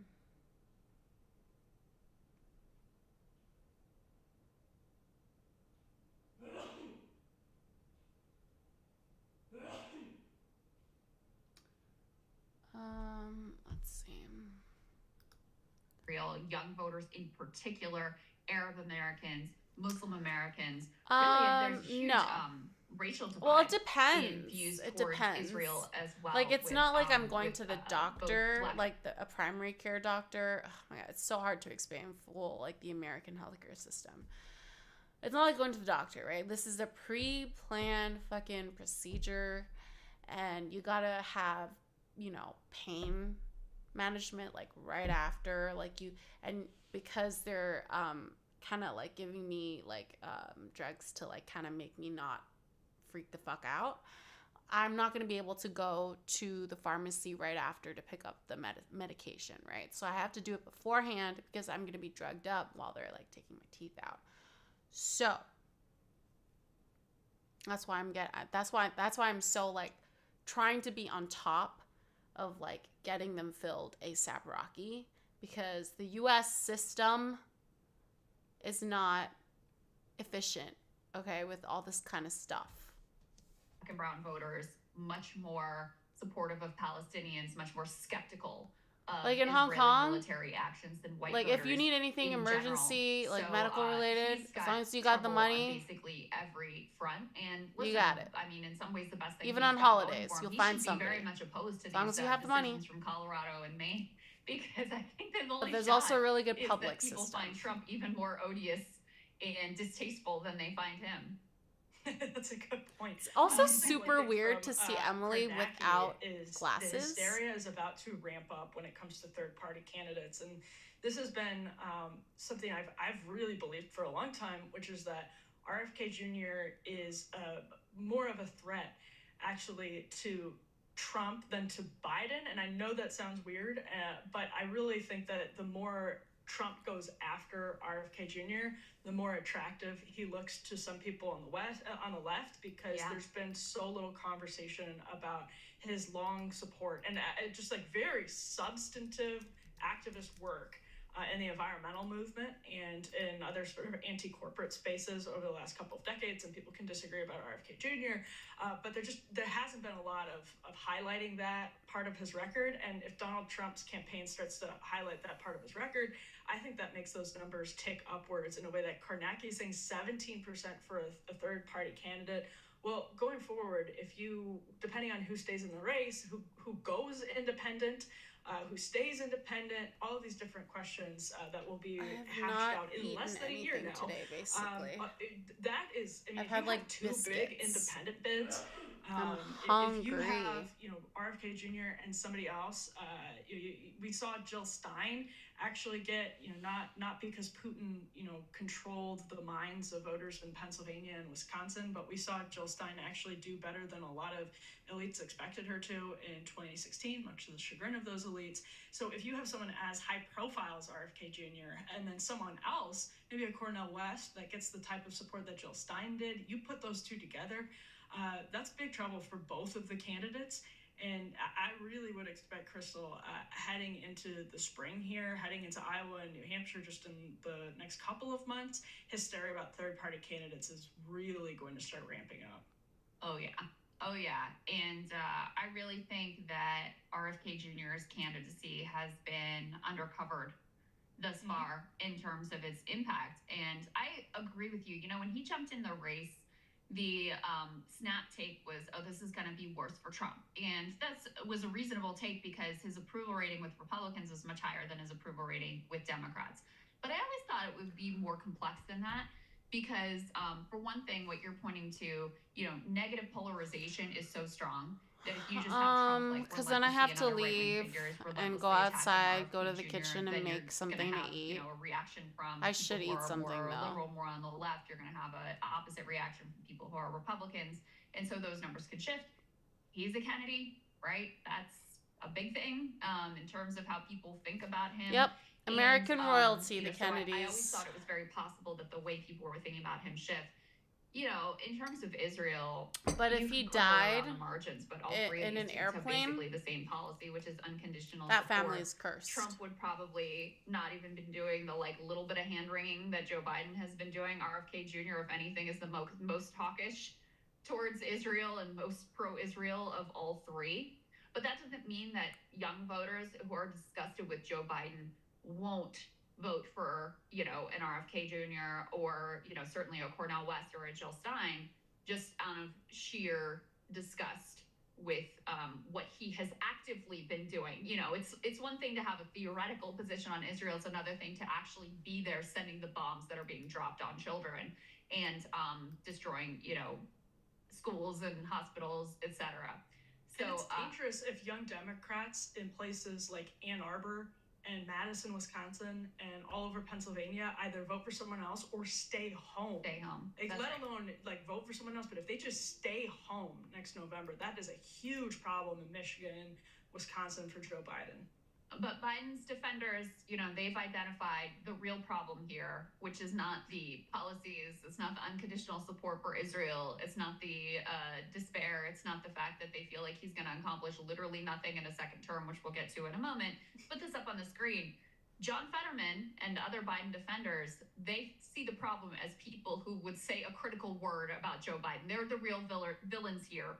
And, shame on you, John Fetterman, for making me defend James Carville. But Fetterman trashed James Carville for warning of Biden loss, telling him to shut the F up. I'll use this as another opportunity, he's told, I believe this is Politico that he was doing this interview with, to tell Carville to shut the F up. Like I said, my man hasn't been relevant since grunge was a thing, and I don't know why he believes it's helpful to say these kinds of things about an incredibly difficult circumstance with an incredibly strong and decent and excellent president. I will never understand that. So, the real issue here, Emily, is anyone who would point out the fact that Joe Biden has literally the lowest approval rating of any incumbent president seeking re-election. I mean, Joe Biden desperately needs some tough love, and James Carville, long close to the Clintons, or instrumental in Bill Clinton's political successes. Think about what Bill Clinton, we now know thanks to reporting, was telling Hillary Clinton's campaign in the fall of 2016. He was trying to sort of raise a lot of the same red flags that James Carville has, I think, calmly but incisively been raising over the last couple of years, but just in recent times too, as criticisms of the Democratic Party, just being coded increasingly as the party of the elites, and we can debate the substance of that, but James Carville has made some pretty good points about how they come across to voters, the issues they choose to talk about, how they choose to talk about them, all of that. If Joe Biden needs anything right now, if I'm putting my, I'm funeral. the Biden re-election I do campaign think so. right now, if he needs anything, it's tough love, exactly from people like James Not Carville, as bad not as fair like hugs from people like Dianne John Fetterman Feinstein. that tell him everything But, is you know. fine, Joe. Even saying it, privately versus publicly, it's important that it's public, so that there's pressure for the campaign. There's pressure from Democrats. Again, this is what the Democratic Strategist campaign had on. It's not a hat I like to wear, Crystal, but I will do it for the sake of the show. They need this badly because they're going up against, as Hillary Clinton did, the former host of the Celebrity Apprentice. This should not be hard, but it is for Democrats because they're so, and same thing for the Republicans that are trying to challenge Trump for the primary. Like, why is it hard to beat the former host of Celebrity Apprentice in an election? Because you guys suck. They need someone to tell them that. Sometimes it's just that simple. All right, so let's go ahead and take a look at how voters are seeing their choice. This is from Look at this huge bruise. This is what I'm talking about when I say I bruise easily. This is the fuck I'm talking about. I was walking out of my closet and I bumped into the fucking wall and I was like, fuck, that's gonna bruise. This is how big my bruise is. And this isn't, I haven't massaged this bruise. So like, I haven't massaged this bruise because if I did massage it, it's gonna start like breaking up the blood. It's gonna turn more purple and brown and all that kind of stuff. I just kind of left it alone. But like, goddamn, I bruise easily. And I haven't been drinking. And I haven't been taking any ibuprofen, which thins your blood. Both of those things thin your blood. This is how badly I bruise. This is why I am so worried about getting my freaking teeth taken out. It's because I bruise and I swell so fucking easily, okay? No, I did not ice it. I did not ice it. Maybe I should have. But it was like, it was my knee, But this time, because it's my face, I have ice packs out the wazoo. And I'm going to be icing you bet I'll be icing every 15 minutes, And this is proof to why I am hoping that, I'm going to recover fast so that I don't have to take that much time off streaming.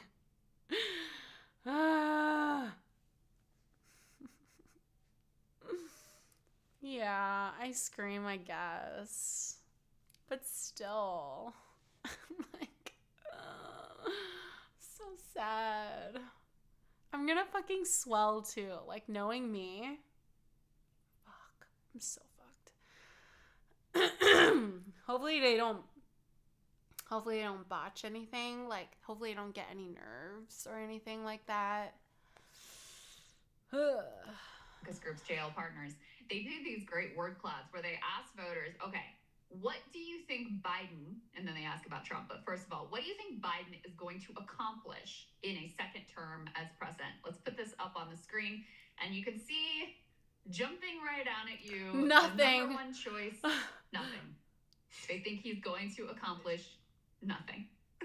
The next ones are economy. It's going to accomplish economy. What does that even mean? It sounds like John Fetterman said it. Bad chance. Yeah. Money. But I'm hoping another one, power is another one, but excuse me, the that it'll top just choice, take me if you guys are just Thursday, looking at this, Friday is nothing. Which how can you even Thursday, really Friday dispute that when he hasn't run on anything? The only thing he was really promising is just Tuesday, be a bulwark maybe against next Trump. Tuesday. That's it. is even on Roe versus Wade, which is such a pivotal and Then central after issue that, for a lot of Democratic hopefully I'll be voters now. good. It's not like he's promising to But we'll do see. anything on the issue. He's just saying, like, I won't make it worse. So I just to me hope I'm not like black and blue, you know? I hope I'm not black and blue. It's okay if I'm a little bit swollen, you know, you guys will just have to deal with it. But I just hope I'm not like so swollen and so black and blue that like I can't move my face properly, you know? Because when you're really swollen in your face, you can't like smile properly. You can't react properly, you know? So I'm hoping that that's either not the case, or it's, even if it is the case, it's going to go away fast, you know? I don't know. It's like a pretty logical takeaway from what his goals and accomplishments are likely to be in a second term. And then they asked the same thing about Trump. What do they think Trump will accomplish? Put this up on the screen. He said revenge. That was number one for Trump, was revenge. And I actually said Donald Trump said it. Well, he kind of did, because he reposted the word cloud and like owned it. Like he was proud that that's what people power, want, corruption, think he'll accomplish. America. And then, you know, next is power. Dang. You've got economy. You've got dictatorship. You actually have also dictator pops up there, America. So that's funny. Some people were like, what is Donald Trump going to accomplish in a second term? America. I think he'll accomplish America. Okay. I will accomplish economy in America. So there you go. There's our choices, guys. Between nothing and revenge, pick your poison. Well, Crystal, I also wonder to what extent the nothing is part of the Biden strategy as well, because to your point, he does seem to be running on this idea that he's a bulwark against Trumpism, that he will just sort of stand in the way as a kind of a rubber stamp against the forces, as he says, of the forces against democracy. That, you know, I will be here, my administration will be here. Again, though, that might be an electoral strategy that has some benefits. In the long term, that does not defeat the part of Trumpism that has anti-democratic impulses.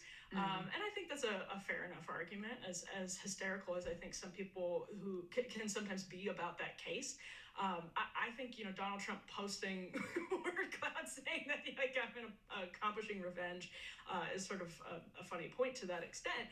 And the reason that this doesn't accomplish the defeat of those parts of Trumpism in the long term is because people are turning to Trump in desperation for the substance, as we just talked about. So like if Joe Biden isn't running on real wages, for example, real wages are not increasing because inflation is stubborn, and there are signs that it's going in the right direction, but overall it has not gone under the right direction in the Biden economy. Student loans are a huge problem for a big chunk of the population right now. People turn to whether it's Trump or someone from the left, they turn in desperation when the substance is not delivered on. And so it's actually really dangerous to think you can just continue to elect your way out of what feels like a autocratic hole to some people, to Joe Biden and his folks, to say we're just going to keep electing Democrats, and that will keep Donald Trump at bay until one of our points of lawfare is successful. He's in prison. That does nothing to eradicate Trumpism. There's an argument, we were just talking about the polling, that it makes him stronger because there's some voters who really don't like it. And it sort of can heighten tensions in the country in ways that push people more to Trump's side. We don't know, some evidence that would happen, but the bottom line is we do know people are right that the substance isn't being delivered on. And so the most moral and effective way to tackle this problem would actually be to try and improve the daily lives of Americans. But of course, they can't do that. Yeah, indeed. Yeah, I mean, in a sense, both nothing and revenge are like just oppositional. You know, the nothing is like, I'll beat Donald Trump and then I won't do all the crazy shit. Like, it won't be chaos. I won't do all the crazy shit that they would do.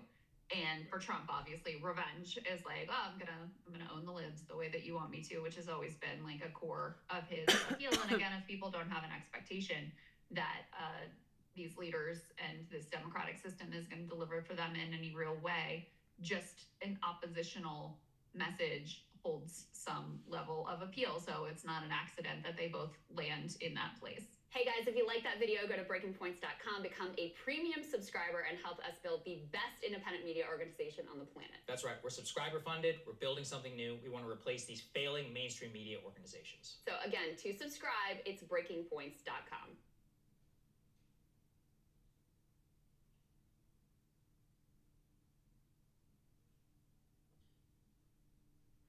Let's go ahead and turn to some domestic politics, because while we were out over the break, major development. So many in fucking terms emails. Of Donald I hate Trump emails. And Don't you guys hate various emails? legal battles. So we had covered I hate previously emails. Colorado. The state. Okay, hold the fuck up.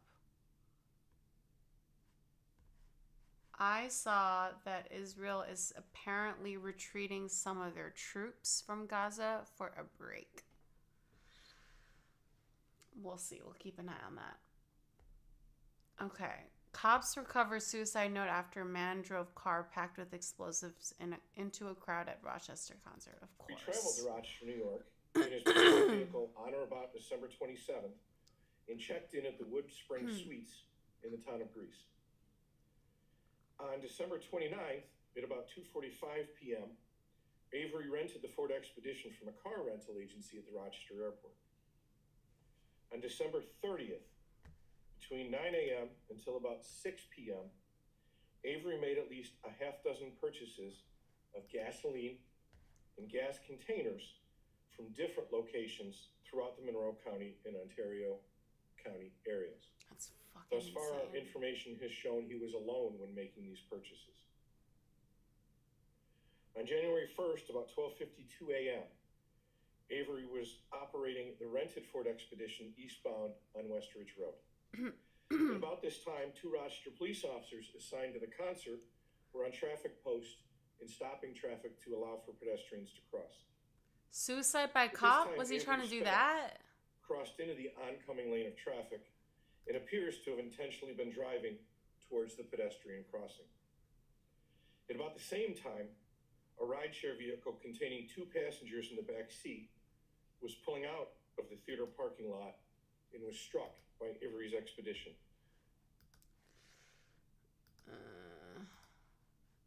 Okay. This is really sad news because when it came out that she wasn't going to resign, like the UPenn president, I was actually very commending of Harvard. But now it looks like she's going to resign, according to the Harvard Crimson. Given that there was so much drama. I was surmising in the beginning that it was going to be like once an Ivy League, one of the Ivy Leagues does something, the other Ivies usually follow. And I was really pleasantly surprised that that wasn't the case. But now it is. Weeks, not just about the issue around anti-Semitic speech on campus, but also about her own work. What was the straw that broke the camel's back? Do we know? Of course, I don't know. First of all, As as an you said, Harvard excuse. Crimson's reporting this. I don't have it independently, and it's hard to know what went on. It would have been up to the corporation, it's called at Harvard, which is a 12-person board. I think actually they're short one person right now. It's led actually by Penny Pritzker, somebody whom we all know, and so it must have been them talking with the president. And it bears remembering, this is not just Harvard. We also had this at MIT. We had it at Penn. The Penn president stepped Yeah, down. but the MIT president of the did trustees, not. It's called it. Penn stepped down as well, Scott Bach. And but there Penn was a isn't lot an of Ivy pressure that was League, brought to so bear. One of the interesting things here is a little about the different. plagiarism that you mentioned, Shanali.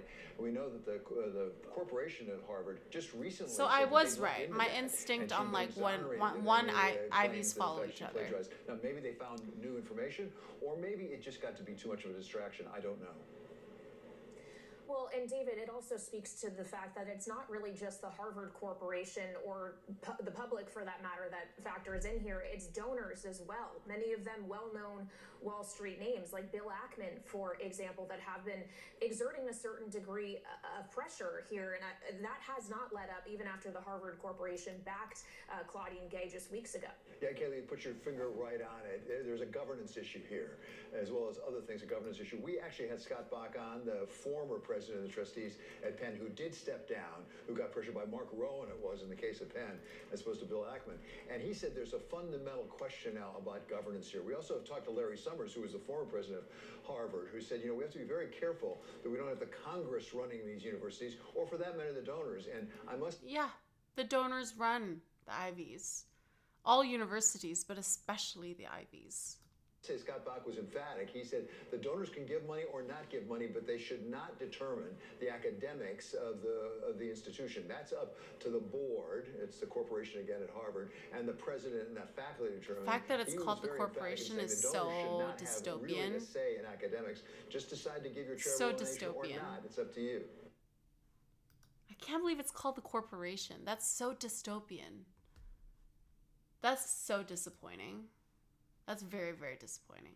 Okay, so apparently there's another earthquake, but this time in New York. A 1.7 earthquake. So what rocks Roosevelt Island? We are following reports of buildings shaking, small explosions. Oh, I was confirmed, actually, as a Catholic on Roosevelt Island. So. And power outages that could have been caused by an earthquake. Good afternoon, I'm Cindy Hsu, now on CBS 2 and streaming on CBS News New York. We start with that breaking news. The U.S. Geological Survey confirms a 1.7 magnitude earthquake in Astoria, Queens this morning. And now officials believe that's what caused the small explosions and buildings to shake on Roosevelt Island. CBS 2's Christina Fan is live on Roosevelt Island with more. Christina? That's right, Cindy. People say they felt the ground shake from Astoria, Queens, all the way to the Upper East Side. Here on Roosevelt Island, families say the blast felt so strong that they were literally knocked out of bed. Again, as you just mentioned, we now believe, according to the Office of Emergency Management, that it may have been a 1.7 magnitude earthquake that residents felt from the ground under Astoria, Queens.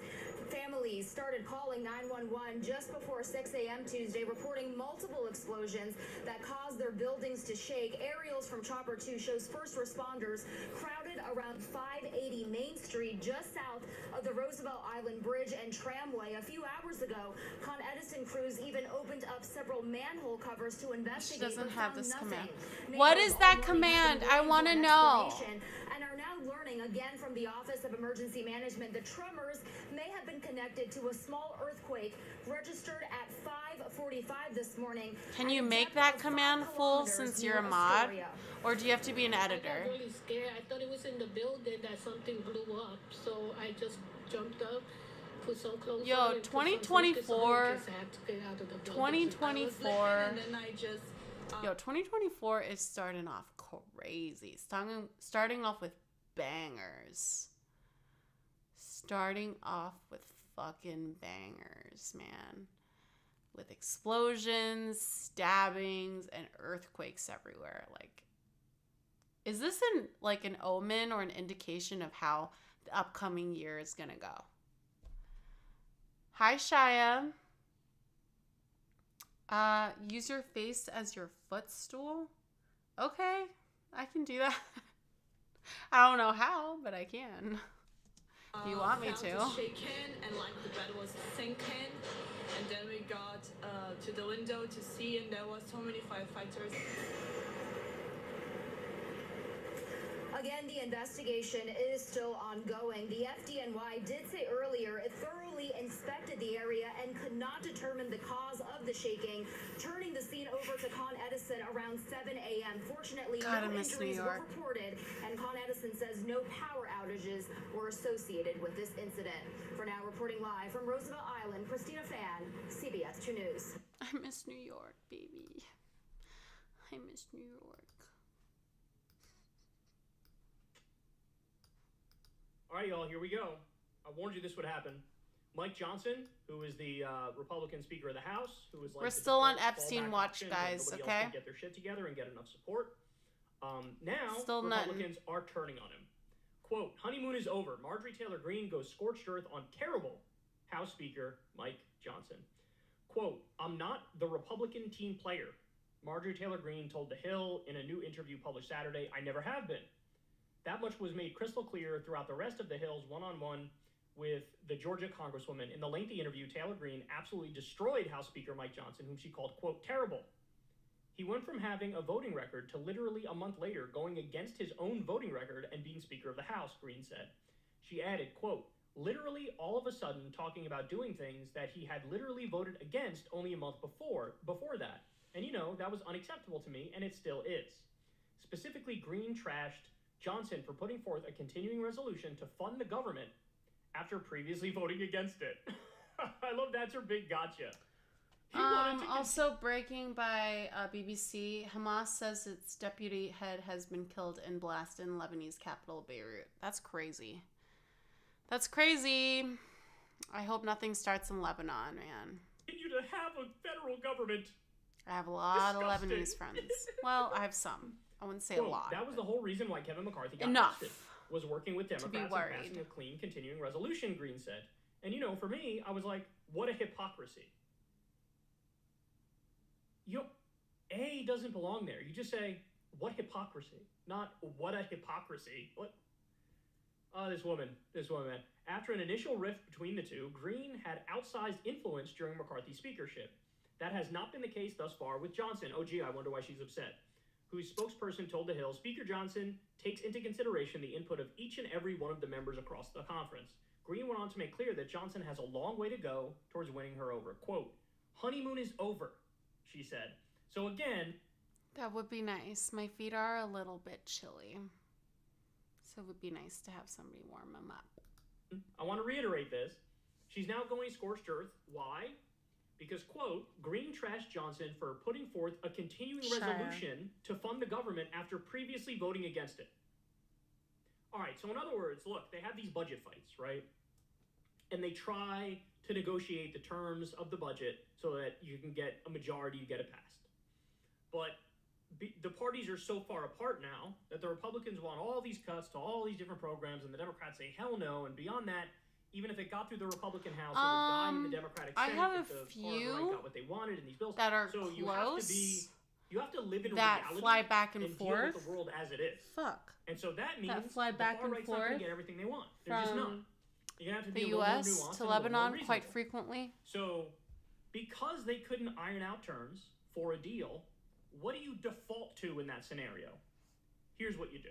You go, where okay, did my we fucking can't agree. backing We obviously fall? need more time to work something out guys? that we could get passed. So, since we're coming up against a deadline where we have to fund the government, let's just do what's called a clean continuing resolution, which means what? You take the current amount of government spending that already exists and you extend it to the exact same levels, no changes whatsoever. You extend it for however long they need for a new deal, whether it's 2 months or 4 months or whatever it is, right? And that's what he did. Why? Because he's not an idiot. He realizes the country has I've to been losing function, like so we have to do backings to something. earrings like So yeah, let's crazy. continue to work out our differences and do a budget process. But in the meantime, yeah, continuing resolution, it's clean. She used that as a betrayal. Why? Because she's a moron and she doesn't understand how Congress works. So look, what Marjorie Taylor Greene needs to digest, and she never has. Look at my is bruise, that guys. Matt Gaetz had his moment in the sun. Lauren Boebert had her moment in the sun, where Look at my they fucking brought bruise. up and passed, or tried to pass, I should say, their own version of a spending bill. And in that version, they cut everything to the bone. I'm talking about like home heating assistance for poor people, Meals on Wheels, various anti-poverty programs. Like I'm really good at losing things. I'm trying to think in real life if I actually am, like, low-key not joking. I wouldn't say I'm terribly bad. We're just like axe it, right? Across the board, reduce it like nobody's business. And so they You're really brought it good up. at finding this was their things, ideal, Tom. you know, slash government to the bone type stuff. And what happened? It couldn't pass. Now again, even if it could pass the House, which it didn't, then it would have died in the Senate. Well, you might find things But, like, later she on doesn't understand that since Patreon. that can't get through, you I need didn't to have find time a way to do it come up before with something stream, that can get but- through, that can be signed into law. Do you not understand this? And so for him to do Thanks the for the continuing resolution just follow, buys them more Shia. time to try to negotiate and get better terms. But of course, I guarantee you, whatever terms they end up agreeing to, even if Republicans end up getting, let's say, 40% of what they want or 50% of what they want, which would be a lot considering there's a Democratic House, right? But let's say they get that. She'll still come out and be like, he sold us out! He sold us out! He didn't get every single thing on Well, I mean, it's fucking Marjorie Taylor Greene. You know, like, what do you expect? You're terrible at this job. People like Marjorie Taylor Greene have no idea how to govern. People like Matt Gaetz and Lauren Boebert have no idea how to govern, right? Now, on the one hand, you could say, hey, credit to them that the people who really are on the far right, they're principled. They're like, you give me everything I want or nothing. But there's a difference between being principled and being an idiot, right? Like, you can be principled while also understanding the nature of reality. And you could use tactics and strategies to get more of what you want. But the idea that it's all or nothing, well, then she ends up in a situation like this where she's going to end up with no allies, nobody who supports her. She's going to be totally ineffectual with getting her own input on bills. I mean, it doesn't matter. She's going to isolate herself. And that's what we're It doesn't matter, though. So, like, look, she hasn't gotten any bills passed. It doesn't matter. Like, for her, it's just like being in the public eye and like shilling and making money. You know, she's not really there to like make any new laws or have do anything that's effectual or efficacious or improve the country in any way. She's just there. And like being annoying. I actually agree with Marjorie Taylor Greene that he did. Because McCarthy and Gaetz and Boebert, like, they agreed on all the policy stuff. It was just Boebert and Gaetz were like little virtue signalers who wanted to pretend like they're the only pure ones, right? And so they effectively ousted McCarthy. Well, what's like Republicans and like their obsession with like and so purity? I actually agree with Marjorie Taylor Greene. Like, what is Kevin that McCarthy about? got a raw deal in the sense that they ousted him for basically no reason. But Well, now you're doing the conservatives. exact same I thing wouldn't to Mike just Johnson. say Republicans, because I He's faced have with the same met realities on the ground very that few, Kevin far McCarthy faced. between, but look, at the end of the day, I don't know why I'm sensible. complaining here. I love it. I want to see these guys rip themselves Logical, apart, I rip get. themselves to shreds. Because they can't govern. Reasonable. It's been, for a very long time, the reality as long as I've been alive is that Republicans know how to govern and Democrats get rolled repeatedly. Yeah, I mean, that's always fair. been the case. I mean, They're good Republicans are using, better at certain politicking. tactics and strategies I'd say to in get more of general. what they want. We saw this all the time in the Obama era, for example. But now it's like the fringe radicals have taken over the Republican Party, and they're just, not only are they idiots and wrong about everything, they're also clueless in terms of how to govern. But that actually has positive consequences, right? Because that means they can't be as effective as they once were when, like, Mitch McConnell and John Boehner were running the show, right? Yeah. And so by all means, fight away. And Mitch McConnell's Rip on each his other way to out shreds. Slit each after other's that throats. fall. Poor guy. Because the end result of that is you get less and less and less of what you want. Don't get me wrong. I do not like him. He's a terrible guy. He's probably hurt way more people and like done so much harm to the country. But you can't help feeling bad for the dude after a fall like that at that age, and then seeing him like kind of zone out, having like mini seizures, in my opinion. It's just like, man, and you know they're keeping him on because, like, you know, he's Mitch McConnell. But you know he's not really who he was before, you know? Right? That's why we had another We need to get the resolution. geriatrics And by the way, out we're going to have of another one Congress. maybe after that, because I doubt they'll be able to work out terms for another deal. Thank you, If I these guess. people were more serious and they knew how to play politics better, then I they have would got perhaps get a deal compliments that's on my better for the feet, right. like, But that's not going to happen. when So I was anyway, younger, more like- Republican Civil War. It is like not going to in- stop, and as I a am teenager, definitely here for it. Hey, y'all, do me a favor. Just and like and subscribe. randomly, It helps out like big time in before the I algorithm. knew anything about, like, before I was obsessed with heels and everything, like when I was just like playing more sports, you know, and being more sporty, like, I definitely got compliments on my feet. I don't understand though. They look pretty standard to me. But my mom was a nail model, but she's got beautiful nails, my mom. Not me. Not me.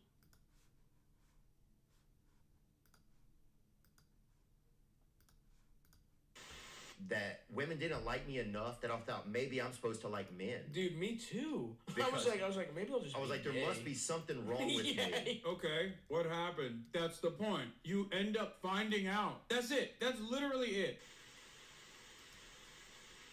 Here, you want to know? You want to know what normies, how normies talk about trans people? Let's take a look. What's going on out there? I'm trying to think of what I've been I don't seeing. even know, dude. I haven't been. Well, they have this beer, all this, a lot of stuff with trans activists. You know. Let's see what Theo, who otherwise sometimes has like some questionable takes, and my boy Stavi Baby have a conversation about trans issues. Let's see.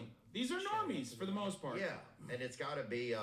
But what is it? What is being trans? Yeah, I mean, I know it's like, is it? I know it's men or women You who got want to be the beautiful nails other, right? and souls. Yeah. What are you Or they talking feel about? stuck Thanks, inside Shia. of you. They feel wrongfully nice. convicted. Yeah, exactly. I think that's. a Well, good way this to put week it. I'm rocking Convicted like a in the pale wrong pink, body. like a baby Right. pink That's what it seems like to me. nail color. Although some people just want to go. Every I'm week, neither, I switch- I'm non-binary. You know, I'm throwing on Switch some overalls. I'm nail just colors, hanging and out. you I'm can getting a vote honestly, on a haircut a Patreon lot like yours. every That's week. Oh, pretty- you have so many What levels. nail mine color did, you want yeah. me to? Yeah, but I think mullet is a pretty nice Where? non-binary look. I think what the thing about it, I think, is are they trying, like, what is, I just wonder, what is the is there a business goal of it? Does it think so. seem, that's what I'm just curious about it. I Because it think seems like an interesting move. Yeah. I see. That's the thing. That's what I think has kind of been blown kind of crazily out of proportion. Is like what is trans that people that I for? know, they just want to be trans. Right. They don't. They just want to like not be like killed. Like, cause that's the thing. As if you're like going M to F, if you're like born a man, you transition to female. It's like that's like a lot of them like become sex workers. A lot of them like get like violence against. Hold on one second. That was an amazing link. Fool. Okay, I'm going to show you guys on screen.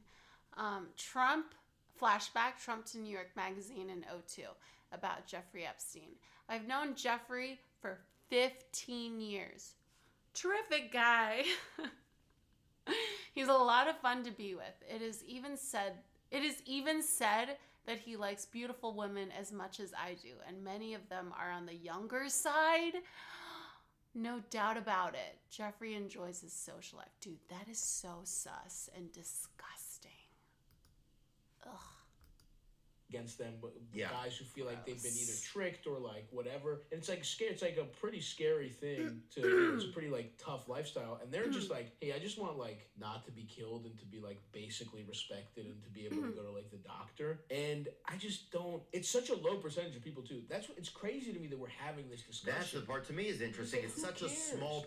That's the best normie adjacent commentary you can engage in. The fact that trans people constitute such a small percentage of Fool, people I living in wins the society, internet and for the yet day. conservatives Yeah, constantly you're doing pretty wanna well with the links. Focus on them, make them look silly, make them look stupid. That's why I always utilize I think that. Black I will deploy be that on as a the next weapon against week's, you constantly say, oh, trans people this, trans people that, poll. like constantly freaking out over like trans women in sports, trans women in sports, trans women in sports. It is literally insane to talk about trans people this much, okay? It's insane. And most normies will go, you know what? It is kind of weird that these guys are constantly talking about the genitals of teenagers and shit. What the is going on? I will never forgive conservatives for making me have to learn about women's sports, dude. Never. I'm sorry. I didn't even watch men's sports. His son is It's so fucked. nasty. It's You so went fucked. And you made it the He doesn't want to learn about women's sports. Like, what's wrong with you, dude?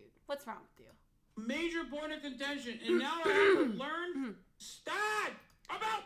He is a little bit too, like, Americanized. Like, I feel like in America, people look down on women playing sports, but in, like, other countries, it's taken more seriously. Women's sports!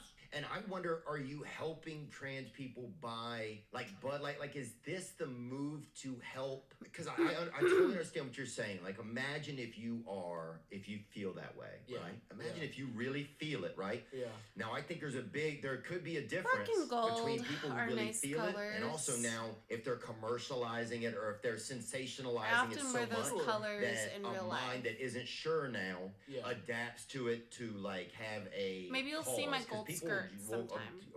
can grasp onto a lot of causes, right? For sure. And I think like with any kind of thing that gets a lot of publicity, you will have people that are like just unsure. Bro, like, Hassan's reach chat onto is it. And you so will have- distracting and with annoying. anything that gets any traction, you'll get people doing it cynically to get famous, right? Right. But the way that there's like it's like a 1% of people are trans, 0.001 of them are like these weird. That would people make me doing it go for attention. insane Right. You if know, my so it's chat like was that's like what is that. crazy about these discussions God is like dang. for the most part, what we're talking talking about is like he's literally right. Like, he's not wrong. He's talking about like an insanely small percentage of people that are gonna be like Ollie London. You know what I mean? That's what he's talking about. It's like one person. let people have jobs.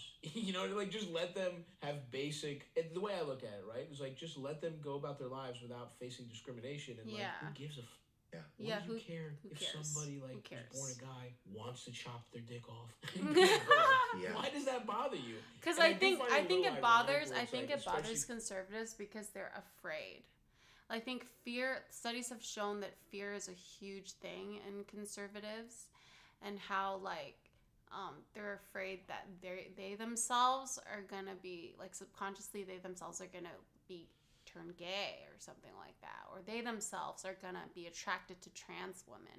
And what does that mean about themselves? They're attracted to trans women, you know, or like they're and then or they talk about the kids, you know. It's always about the kids, like, oh, they're gonna turn our kids gay. That's not how it works, okay? A. And B, like, they can find, like, the internet exists. They're like one search result away from like finding things about LGBTQIA plus stuff. You know, like it's just like they're not thinking this through. People that are talking about like, you know, like not to get super political with it, but it's like the states that are very anti the trans Well, shit. you It's should, like, you have people talking about how Shia. they want limited government, but then they're like, oh, I have to check your daughters to see if your daughter has a vagina before. Like Florida was talking about a bill where they're tracking girls' periods to prove their biological female. And it's like a whoop bracelet or something. What the fuck? Yeah, a whoop strap. Florida, yeah. Ron DeSantis wanted one around like That's teen cool, girls. right? That's psychotic. And they claim to be for like small government. Like I stopped tracking my shit because Georgia is like still it's supposed to be purple, but it's really like purple red. Like a lot of the laws are really backwards, and like especially with like abortion laws. Like I stopped tracking my shit so like the government can't like, you know, God forbid something accidentally happens, you know. Like, the government can't be like, oh, I need to access your fucking, like, accounts. I stopped tracking. Yeah. Inside of them. And it's like, aren't you supposed to be the one for, like, limited government, but we're checking girls' That's what I periods? It's like, said. where they That's made it, what like, I illegal said. to mention a period. It's like, dude, it's crazy. And I'm just like, I don't get, like, I have some Yeah, trans I don't friends, understand why it's like if someone's trans, let them be trans. Yeah. I would never be upset at anybody that's trans or like I would be very curious what it's really like. For sure. I would be It's very interesting, curious yeah. in today's world what if someone is like just gay and they see an option to be for clout or just totally straight and sees it because there's such a it's such a like you know a currency out there now that I could see that being some, but I don't say that to diminish That's it because those people are also crazy. diminishing if people are really dealing with that. Like For sure. I don't know. I guess I just wonder: is this the best person to introduce that to the world? Like, because a lot. Exactly, bro. But listen. For people before people get mad, I think Theo is like genuinely curious though, because everyone that says just curious on the internet is just bad faith. They're not actually curious. Not no matter what happens everyone. though, you got But a lot Stabby of Baby people. in the cut, and he's gonna do a great job. I believe him. A lot of people now are just starting to talk about trans, which is maybe is good, but it's also such a small percentage of people. I guess I just don't understand. Is this going to be helpful to trans people? Because it almost like if I'm a trans person, right, and my life is tough, right? Yeah. If I really am, because I believe that, you know, I mean, God makes so many cookies, man. You could Yeah. something, You or need to do a nature little- could be also merging. You don't know. Yeah. And I also think in like other societies, like ancient ones, people were kind of like in between genders, and other societies had like multiple genders. yeah, look at Robin Hood. Yeah, exactly. Those guys were in tights. Come on. You tell me. You know what I'm Somebody saying? somebody threw on Maid Marian's dress. Big John was You a know? bear, dude. Yeah. there's this big backlash against trans people because I think it's become a conservative boogeyman where they're talking about like, you know, drag queens, and they're talking about how drag queens are gonna like groom your like they're calling gay people groomers and shit. And I think that's really dangerous. And I think that attention has come because trans people are being used as a political tool in the negative. Whereas like, I mean, dude, it's so funny to hear people talk about how drag queens are like, you know, oh, they're so dangerous for kids, where it's like, drag queen, like, you think they molest people? Like, politicians and priests are up 2 million kids to 0 on molested drag queens. It's like, at least 2 million or maybe 1,000. Maybe like 1,000. Yeah. Maybe there's one. Yeah. Exaggerating to make whatever. a point. But it's like, still, drag queens are gonna start having to do like flea flickers and like trick plays Well, to like, get back in the game. That's why I'm not eating, right? Like, if I were to eat on stream, people like will click away because I'm not talking. B, like, when people start saying like, you know, I like my food more than what I'm trying to play on stream, you know, and educate people on, you know. It's hard. And then you can hear the eating sounds. Like, Hassan is a really good, like, muffler. I don't. So you can usually hear me eat and chew, and not everyone likes that. All right? And we ain't in the ASMR, like, category. Political ploy, you know? Yeah. I guess that's true. I get more leeway. Look, that's a really great point, man. I think what I hear a lot of times that people are scared of, that, well, is this another reach where they're trying to, where the media will then use like a lot of like film, television exposure about gender uncertainty, and then to start to get you young people to want to take like a gender blocker, right? Or some type of a medicine, right? And I don't know enough about the medicine, but I think as when I look even how influenced I was, when I watched WWE wrestling, if The Rock cut his dick off, you'd be thinking about it. Dude, yeah, somebody 100%. Just threw my grandmother against the ropes. Yeah, I would have kicked that bitch's head off. That's how influenced I was by WWE, bro. No amount of calcium pills was gonna bring her back. Oh my gosh. Yeah. So I think that's a lot of people's fear. It's like, man, there's so much influence over my children, and rightfully so. See, the kids thing so always I think comes that's probably up. I think that's a lot of the fear. Yeah, but I think the molestation part, you're right. It's like, it's like, oh, you can't molest my kids. I'll let them. You know, it's only going to be done by my own. Yeah, I am so hungry. Yeah. Not a guy with lipstick. Which again, it's not like I just don't.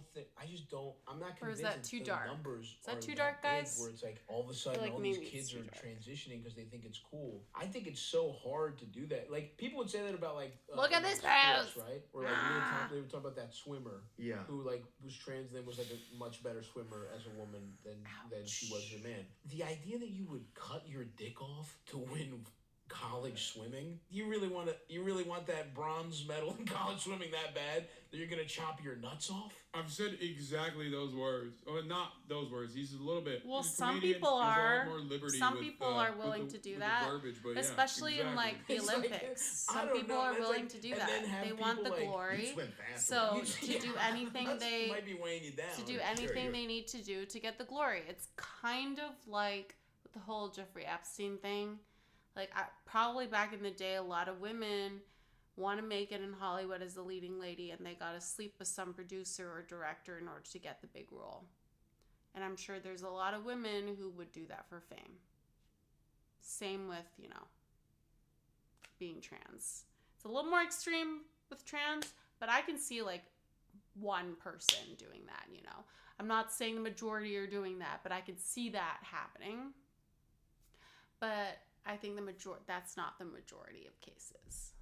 But it's just like, I guess I'm not convinced that. Oh my God, I think a lot of this shit is just I would love some for no food. reason. And then, I have some chili in the fridge. Trans people in America is like 1%. I think we looked up the other day. It was 1.7 million. About 5% of young adults in the U.S. say their gender is different from their sex counterpart. See, now this article sounds so delusional to me, right?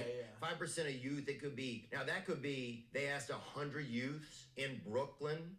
Outside, but that's the thing about articles. You just don't know. But that kind of percentage. percentage, yeah, you see that. It could definitely make people think what's going on, and then you get you get scared. Well, And I the also news is think- so scary, man. I also think there's a difference between like fully transitioning and being like, hey, I do think there's a lot of kids who are like, hey, maybe I'm non-binary. Maybe Yeah. I'm like, I'm not gonna change anything medically, but like maybe I'm gonna start, instead of being called Eric, my name is now Sock. Yeah. And I'm half a guy, you know what I mean? Like there is some change in that. I think definitely. I think I have more like young friends who are like maybe open to experimenting. After with this gender in video, that they I will think, go you get know, some the chili. way every generation has different it's radical ideas to older people, and I think that's another thing I try and think about is like, you don't want to be the old guy who's like, well, that's not right. That's not how I had it. Yeah. You know what I mean? Like, the part of me is like, I defer to young people sometimes a little bit, where it's like, and some of this is like, people are going to find themselves and they're going to like settle down, and it's like, whatever.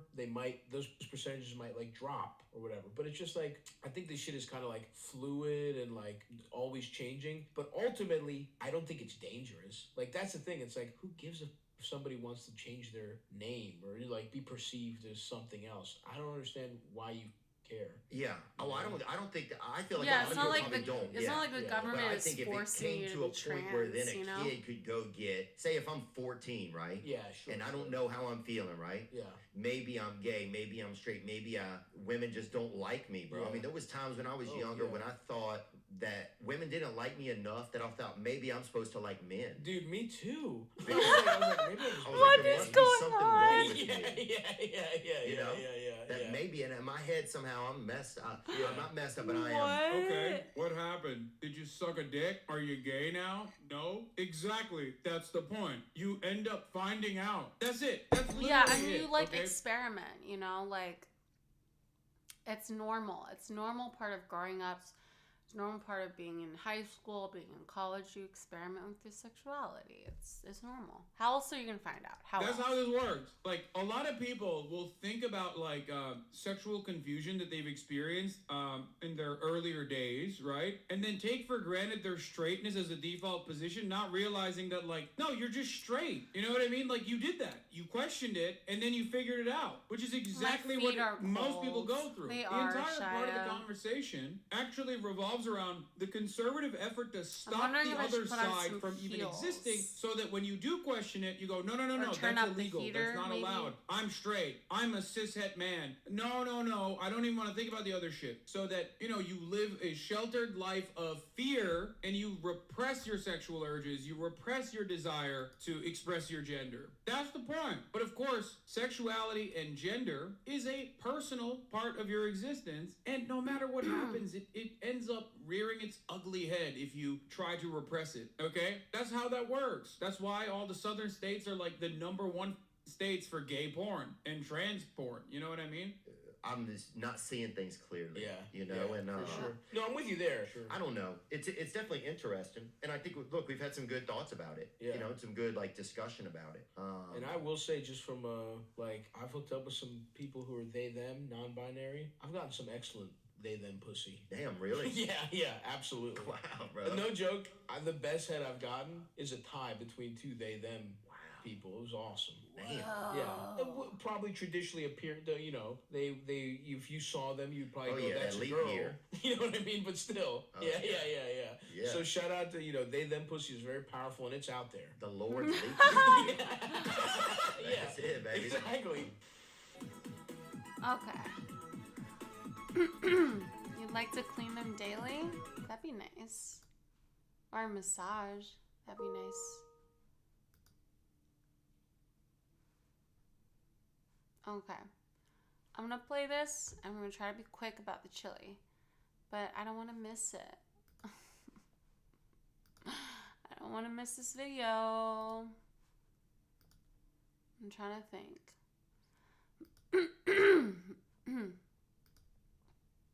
What's something that I could play?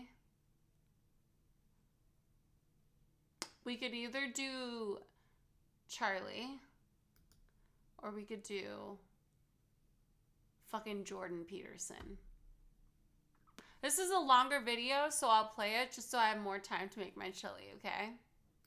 goes, this is a crime against humanity. It's like, dude, no, it's not that brilliant. It's not this like battle between good and evil in the way that you're trying to present it. You're just simply an insane person.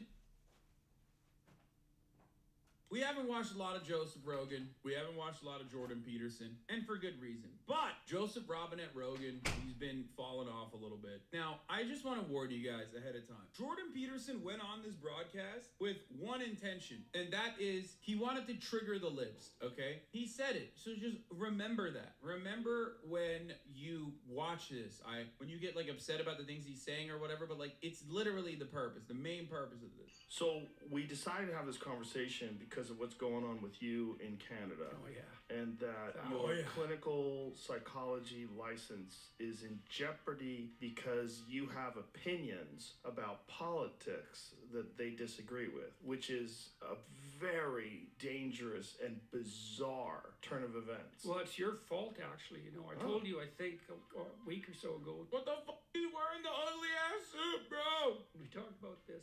Okay, so let me give you some background here. So I want to know how it's my fault. I will. I'll tell you. A lot of things are your fault, as it turns out. Oh, so, no. Yeah.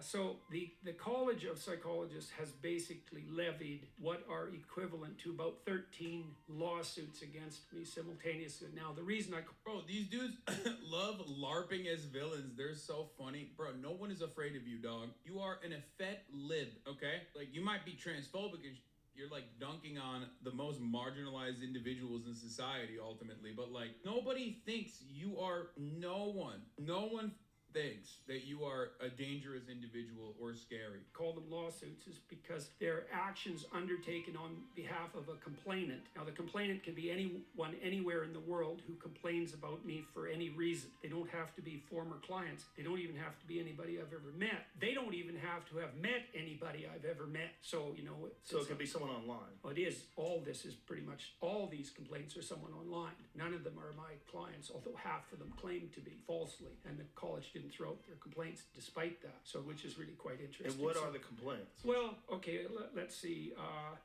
One complaint is about the tweet I made about Eleanor Elliott Page, and when I said that a criminal physician cut off her breasts and that pride was the sin, so now I'm in trouble again because I just said the same thing. One was about Sports Illustrated cover, where they featured that overweight model, and I tweeted out "not beautiful," and I guess that was something like fat shaming. I don't remember exactly what the charge was. And then I criticized Justin Trudeau and a former staff member of Justin Trudeau and Jacinda Ardern. I made a joke about her I was going to New Zealand, and the New Zealand leftist press was freaking out, and I made this joke about bringing my alt-right trolls to New Zealand, and then I put in parentheses, or maybe they're just, you know, ordinary people who are trying to clean up their rooms. So apparently that was casting the profession into disgrace. And then they submitted, one complainant from the U.S. submitted the entire transcript of our last discussion. So, you know, I don't know how to defend myself against that because apparently everything I say...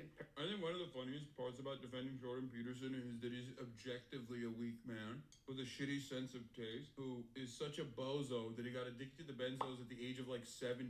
And not only that, almost died because his daughter is the real dragon of chaos. But he's such a crybaby pussy, dude. He is such a endless victim and such a crybaby pussy. I want to ask you just quickly, the film director Olivia Wilde has a new movie out, which she says is based on you, this insane man, this pseudo-intellectual hero to the incel community. Incel being these weirdo loner men who are despicable in many ways. Is that you? Are you the intellectual hero to these people? 32 months got me through my marriage. Sure, why not? You know, own it! People have been after me for a long time because I've been speaking to disaffected young men. Now, what a terrible thing to do that is. Thought the marginalized were supposed to have a voice. It's making you emotional. Let me tell you something. That's not a normal way to talk about this sort of thing. Feeling parental AF, brother. This man, there's something severely wrong with his brain chemistry. Constantly. How many people are dying for lack of an encouraging word?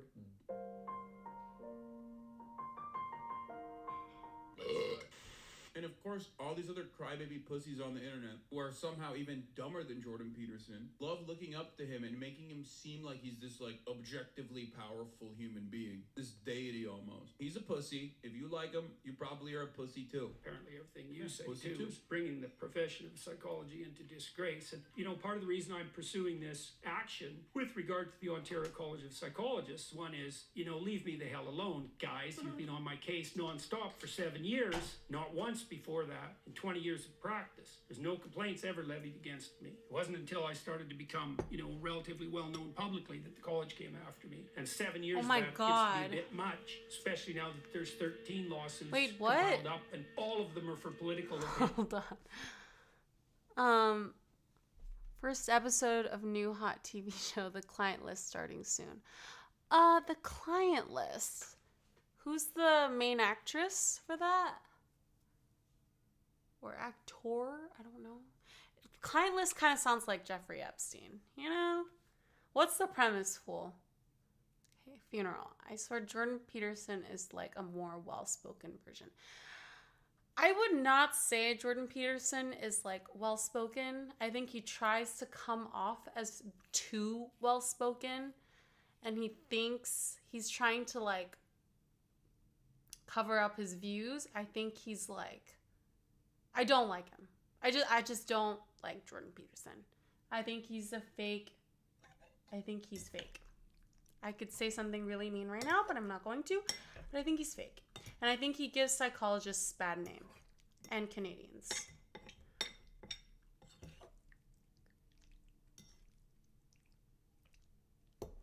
I don't like it when people give bad names to psychologists, because I could have been a psychologist if I decided to go down that path. I mean, most of my education is in psychology, so psychology and business.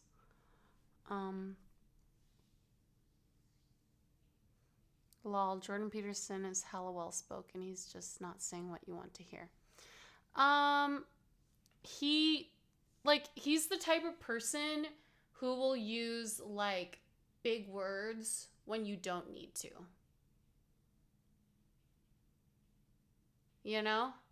Like, that's kind of annoying. But yes, I don't want to hear it because I don't think it's accurate, and I think it's doing more harm than good. And I think he's saying a lot of things because it makes him money. John. He reminds you of your father funeral. Dang. Like, he has the same takes as your father? Opinions, and half of them have been put forward on false grounds. But even that's not enough for me to engage in the battle. The reason I'm engaging in the battle is, well, first of all, you want me to do social media retraining so I communicate better according to your experts? It's like, experts by what criteria exactly? What's a social media communication expert? You got any documentation that even exists? This was a battle between good and evil. Like, this mother routinely says the most unhinged shit. The other day, if you remember, he made a sarcastic joke that made it seem like he looks up child pornography all the time. Okay? I think that alone is like enough for an institution to be like, bro, child pornography. And it's getting just impossible to find child porn. Okay, he's joking, but still, it's kind of gross. All the time. Okay? I think that alone is like enough for an institution to be like, bro, you gotta stop tweeting. Like, I know you're a tenured professor and all, but like, like, what are you doing? Jordan Peterson is so bombastic. Like, he loves taking up, like, normal things that happen to him that are completely justifiable. Like, an institution that he's associated with coming up to him and saying, dog, you gotta stop posting like this. You sound like a insane person. You're making us look bad. He takes that and goes, this is a crime exactly what I said humanity. Even the Nazis would allow me to post if given the opportunity. This is worse than Solzhenitsyn's depiction of the Gulag Archipelago. These Stalinists must stop with their warfare against good posts. It's like, dude, no, it's not that brilliant. It's not this like battle between good and evil in the way that you're trying to present it. You're just simply an insane person who's posting like a petulant little baby, okay? You're often wrong, and you make the institution that you are aligned with look bad. It's pretty normal. There is no battle between good and evil. Maybe good and bad posting, and you're posting bad. That's it. Oh, that if you have that social media expert train me... Why does I'm he gonna be always a wear better that jacket, therapist. though? There's no body of data that suggests that in the least. So I'm not going down that route. That's We should explain that because Oh yeah, well, that so I've is already one of been the things- sentenced, right? Yeah. So this isn't a threat by the call. This is what the situation already is. I haven't been hauled in front of their disciplinary board yet, but they've already convicted me of disgracing the profession and sentenced me to an indefinite period of re-education. And that's the Why second does he most got? serious Oh my god! I can't. punishment that they can levy against the profession. The first is to take away the license. The second is to undergo this retraining. And But to they haven't publicly taken announce away the your license, necessity have for they, that, dude? Which they've already done in my case. And so now I have to sit down with these experts at my expense. For Yeah, an if indefinite like period. 99% of the people are in your profession are saying, dude, you're wrong. Like, it's kind of like the saying where it's like, if the rest of the world is saying you're crazy, maybe it's, if you think the rest of the world is the problem, maybe you're the problem. You know, like, it's kind of like, whoa, what the fuck is happening? Oh my goodness. Shia, he's got that half liberal, half Republican bit. Yeah, maybe that's a representation of why he wears that jacket. Because the half Republican side, like, he makes money off of. Like, he literally was on Piers Morgan and started crying and talking about being the representatives for incels. Like, that's who he reps. And he was like, sure. You know? And like the movie Only Up, I think the writers or the directors said that the scientist, the arrogant, crazy scientist, was based on Jordan Peterson. Period of time until Funny I'm movie, trained properly, whatever the hell that means, and that isn't pending an investigation. That's already in place. Such a wild request. It's retraining. Just even the way they phrase it. Who It's did the so fireworks? Bizarre, so Orwellian. Yeah. Well, like I said, it's your fault. Was I doing it? Joe Rogan's appeal is that he's Because a I know if dumb you do caveman, like signs, okay? That's it. sometimes they do Orwellian like is the effects. starting point and finishing point of Joe Rogan's lexicon. That is like, that's his SAT word. Oh, so Orwellian, dude. That's it. That's why he has mass appeal. Jordan Peterson. But his how? mass appeal is that he is someone that Joe Rogan likes because Fireworks? he makes Joe Rogan feel smart. He intellectualizes the Rogan way of thinking and way of living. Because it's the whole transcript of our last conversation. I don't imagine they'll be that happy with this one. Yeah, Joe Rogan's appeal is that the general population can relate to him. Average intelligence looks and kind of funny, but not really that funny. He also routinely admits that he's a dumb ape, but the more he becomes an out-of-touch, like, multi-millionaire, the more his audience despises him for it. Because, like, there are every single time Joe Rogan gets, like, quote-unquote canceled for saying some dumb shit, people yell at him for some dumb shit. It's almost always about him, like, being an out-of-touch multi-millionaire. When you see stuff like that on the streets, that's protected property, like by law. You know that? Oh, the homeless person's property is protected? Yes. What the? Of course it is. What do you mean? Like, dude, this is awesome. He Just just straight up. Just because they don't have a home doesn't mean their belongings don't belong to them and shouldn't be protected. Like, what the fuck?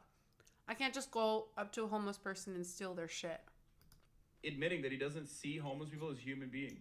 You don't say stuff like this unless you straight up don't believe homeless people are human beings. Man, I used to be Like, such that's a big He's fan saying, of like, Joe what? They Rogan. I own don't know what the stuff? fuck happened They can to have him. rights. Like, he literally. That's like, it. fell That's off, straight man. up what this is. Absolutely. His If take you on were to weed, go though, and is try to accurate. Move that or take that, You'd get arrested. Yeah. Hilarious. But they wouldn't arrest. Why is that hilarious? Of course. Isn't Joe Rogan like a libertarian? I don't understand. What? Arrest you if you shot somebody. Maybe you should just go and shoot the homeless people. I like your ideas. Yeah. And if nobody claims it, I mean, nobody does anything about violent crime in LA anymore. It's a joke. Yeah. They're just letting people out. What? Does Joe Rogan not know that there was literally a mass murder of homeless people in the DC, New York area? Joe Rogan. He's pro legalization. He's a big weed smoker. He got Elon to smoke weed on his podcast. That's how he blew up.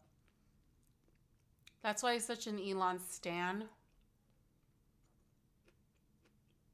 Because won't like leave his side even when he has bad takes, because he owes his success to Elon. Yeah, that's probably one of his good takes. He used to be pro Bernie too, but then now he's pro DeSantis. Oh my god. I agree, fool. 100% by agree. shooting homeless people. What the? Because like he's become this like unhinged weirdo that is so I miss isolated from old Joe the average Rogan. citizen, the average Norman, You know? in his like current Austin iteration of the podcast, where he basically is just like, I am the God King. Don't disagree with me. I don't like that. Doesn't matter if I'm like Preach, stupid. fool, All preach. these bloody lawsuits trying to figure out what the hell they were up to, instead of, taking a bit of a Funeral break and in having certain some time states, with my family. So it I was is very legal. upset about that. If I was Jordan Peterson, I'd be so upset because like a bald, which he got hair plugs, a bald sex trafficking man-child immediately captivated a larger audience that he desperately tried to cultivate for years and years and years, because he dropped all the pretense. Like he literally was just like, I hate reading. Reading is gay. I don't think you should actually compile information throughout century. Everything we do should be experienced. And like literally millions of adoring little children were like, that's... It is fucking legal in New York. The moment I leave, you fucking legalized it. Fucking bullshit. And they're never gonna do it in Georgia.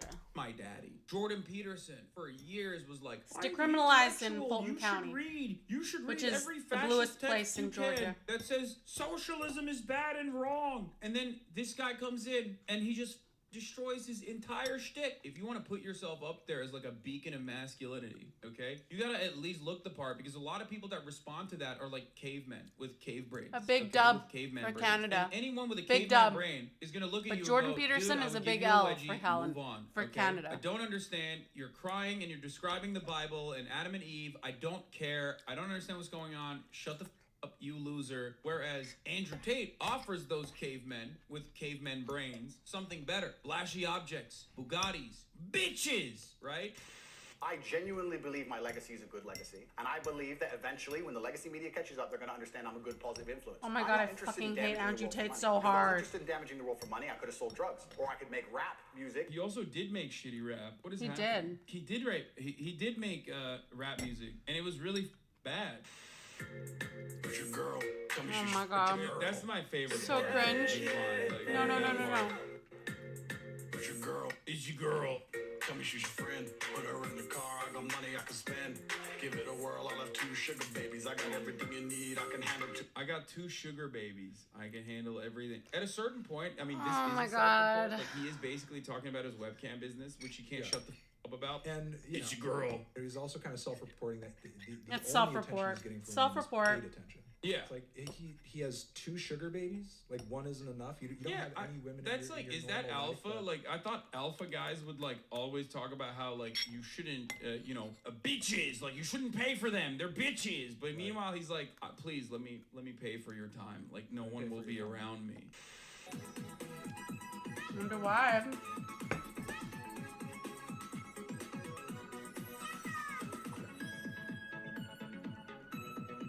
What happened to whose haircut?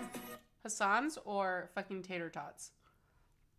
Yeah, Tate is desperate for attention, but also, like, is he right now, though? Because, like, he could, like, he's, like, going to jail and shit. Like, he's dealing with the law. So, I don't know. I don't know. The time is finally upon us. Most people thought this day would never come, but it has.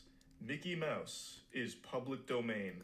Kind of, to a certain extent. What? Steamboat Willie is fair game now, and you're already seeing everyone with a pulse start to dogpile on it like they're trying to recover a fumble in the NFL. Everyone is scrambling to snatch up and use Mickey Mouse. I think that was an in old the haircut. quickest things they can, like horror movies. We just saw one be announced with a trailer. I horror don't think so. games, I mean, he and was in that's jail only for a the tip of very the long iceberg. time. Mickey Mouse is arguably one of the most recognizable characters ever created.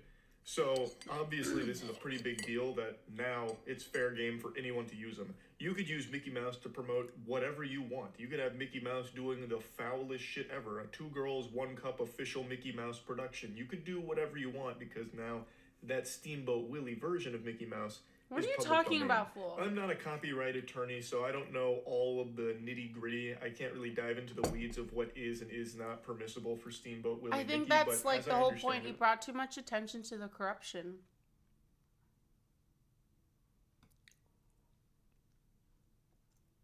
Okay, fool. We can agree to disagree. right now, and at least judging based on the horror movie that just got announced and the horror game, you can use Mickey Mouse Steamboat Willie variant for pretty much whatever your little noodle wants to cook up with them in there. Now, for those of you that don't know what the Steamboat Willie Mickey is, it might sound like a fucking SCP to you. That's like the original OG genesis of Mickey Mouse. So this is all the way back in the 20s, and that's what's now entered the public domain, that Steamboat Willie variant of Mickey. So Disney did make a statement saying, more modern versions of Mickey will remain unaffected by the expiration of the Steamboat Willie copyright, and Mickey will continue to play a leading role as a global ambassador for the Walt Disney Company in our storytelling, theme park attractions, and merchandise. This is when they were going over what you can and can't use for this, because there is a bit of confusion since it is Mickey Mouse, but a certain version of him. It's not every version of Mickey. We will, of course, continue to protect our rights in the more modern versions of Mickey Mouse and other works that remain subject to copyright, and we will work to safeguard against consumer confusion caused by unauthorized uses of Mickey and our other iconic characters. So as long as you don't fly too close to the sun when using Steamboat Willie Mickey, you should be fine. It just can't teeter on a modern depiction of Mickey Mouse, because then Disney is gonna fucking snap on you. That company is downright evil, and when it comes to enforcing their copyright, no expense will be spared. They will put you in an early grave if they so much as sniff that you accidentally used a modern variant of Mickey outside of Steamboat Willie. It's all fun and games until you put modern version of Mickey Mouse in your Facebook ad for your vape business, and all of a sudden you got the goddamn official Disney goof troop showing up at your doorstep, breaking your kneecaps and putting a gun to your skull. So just be careful. Steamboat Willie Mickey, fair game, public domain, but not all versions of Mickey. Now let's go ahead and go over what is already been announced. So let's talk about Mickey Mouse, huh? Steamboat Willie, it's free, and it's immediately being used and abused here.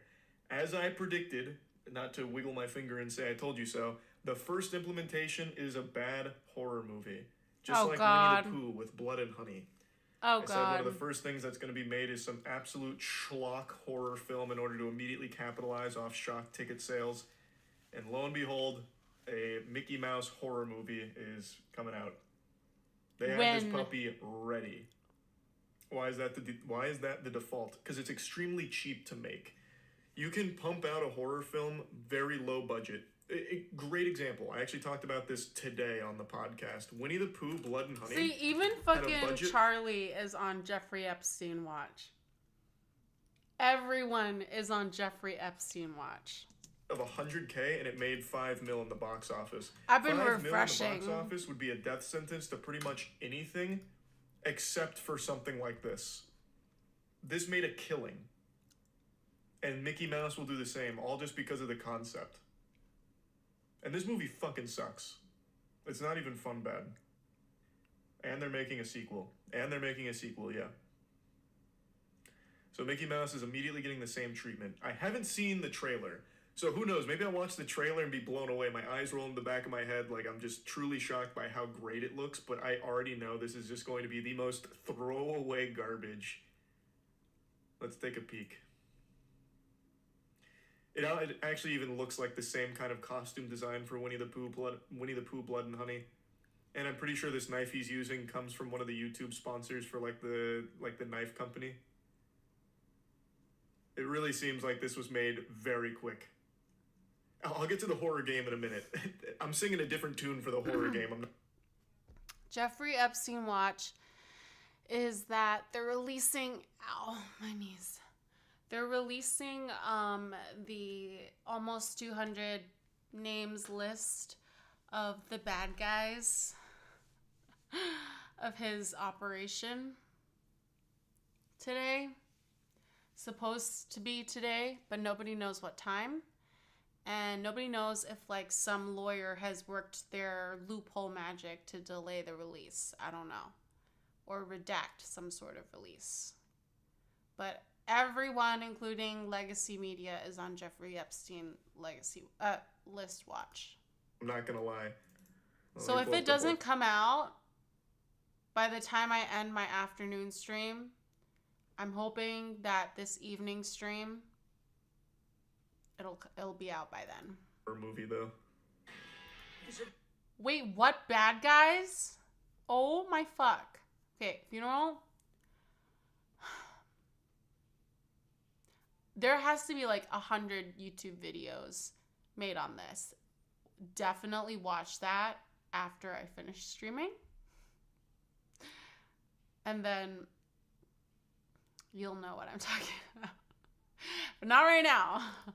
The best party that we can throw. They'll be released to the public online.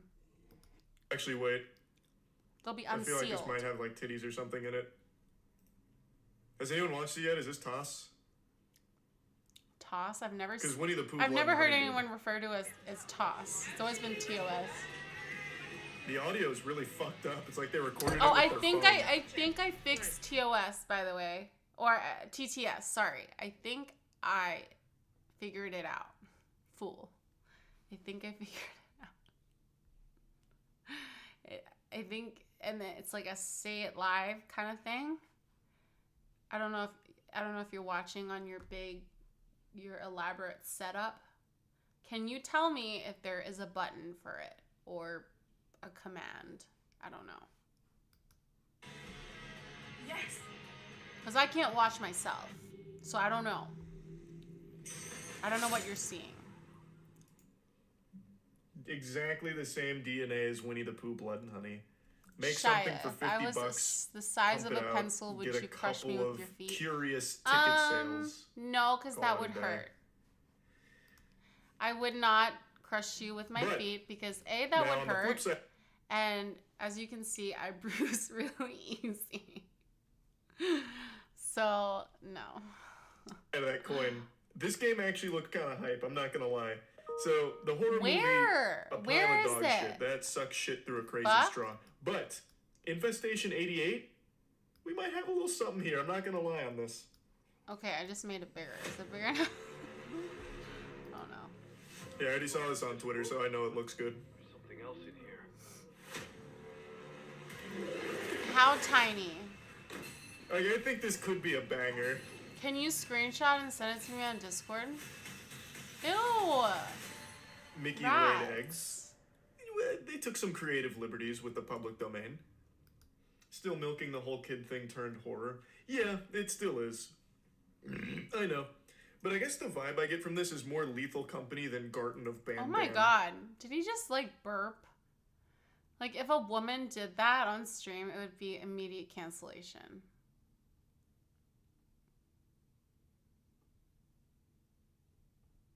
Double standard. Yes, Shia.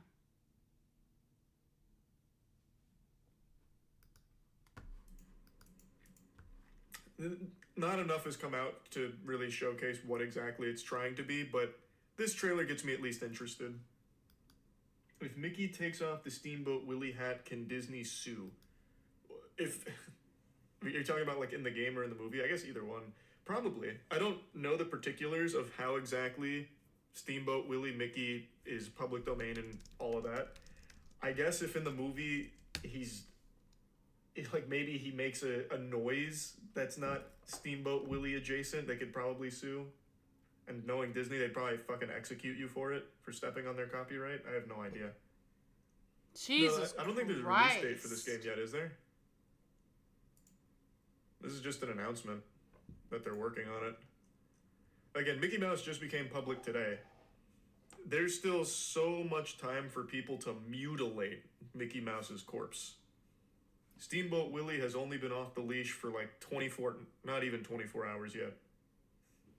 There's going to be some deplorable garbage that gets pooped out using Mickey Mouse. It's going to have Walt Disney die again. but this time of cringe. There's a really cool boomer shooter called Mouse. Oh, yeah, that's right. There is another Mickey Mouse game, isn't there? That's the one that looks like Bindi and the Ink Machine that I was thinking about. I saw this on Twitter today, but this was uploaded 2 weeks ago. So that can't legally be Mickey. So this just happens to be Bad Mouse Guy. It's not Steamboat Willie, just same animation style. Oh, okay. I saw this on Twitter today, so I thought it was Mickey Mouse because of public domain. But it does look really cool.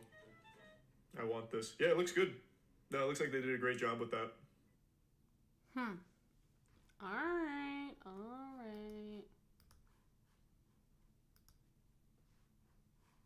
Alright, we're having some fun. Okay, we're in the just chatting category, not politics. Look at this. Are you excited for any of these? Interesting. Night Swim, a little bit.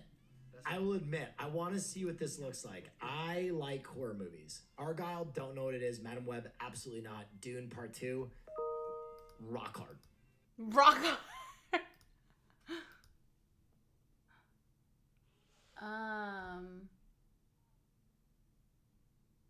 It's on the side, huh? Fool.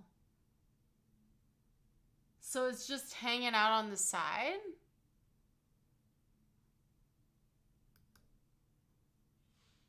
And what's the crown thing above it? Fool.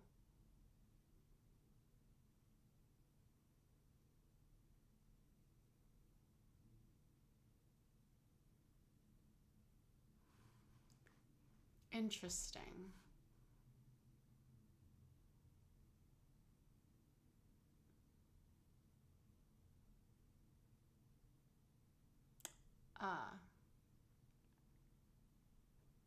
Is there a way to make it bigger in settings? I don't know. I'm looking forward to Madam Web. I'm excited for that. I don't know if you guys are into Marvel, but I love Marvel. Although their more recent movies have been subpar, you really have to pick and choose what you watch now, I think, with Marvel. With the new phases. Though it's kind of annoying because, like, they kind of try to force you to watch all the movies because they hide all the Easter eggs and stuff like that in the movies, in each movie. So that's, like, really annoying. But I think I can follow enough to, like, not have to watch every single movie. I can just do, like, a little research online to see what I missed. But I'm excited about Madam Web. I'm a fan of Dakota Johnson, and I think she looks good in that role. And Sydney Sweeney is in it as well. And it's being released on Valentine's Day, which is very in line with Dakota Johnson because of 50 Shades of Grey, which she was perfect as Anastasia in that.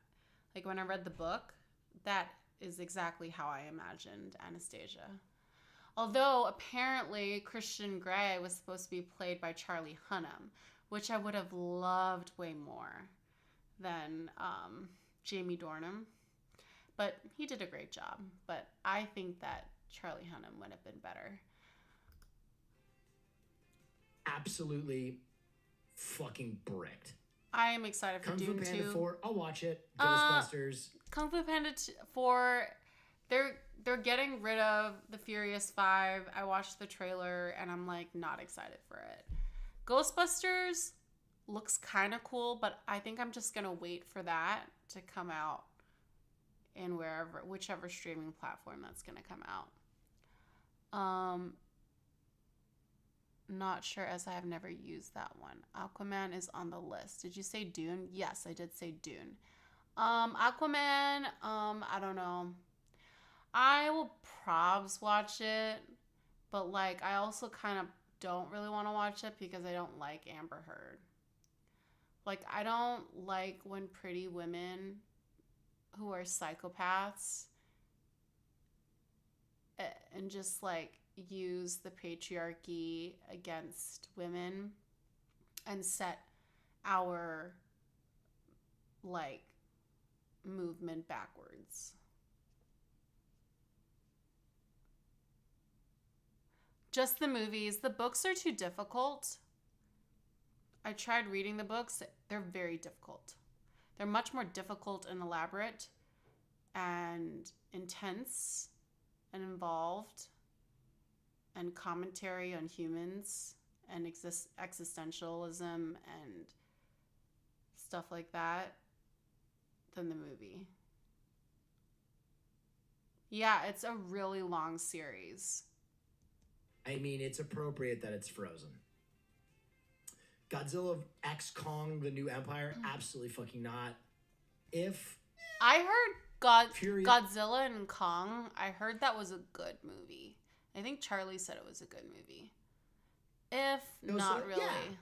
Yes. Furiosa, I think I'm going to go give it a shot, I'm too. going to give this movie a chance. Yeah. Kingdom of the Planet of the Apes, never been into those at all. Nope. Ballerina, a John Wick spinoff, yes. Huh. Bad Boys 4. Wait, we have to watch a trailer for that because that's interesting. Thanks for the follow. Core 4?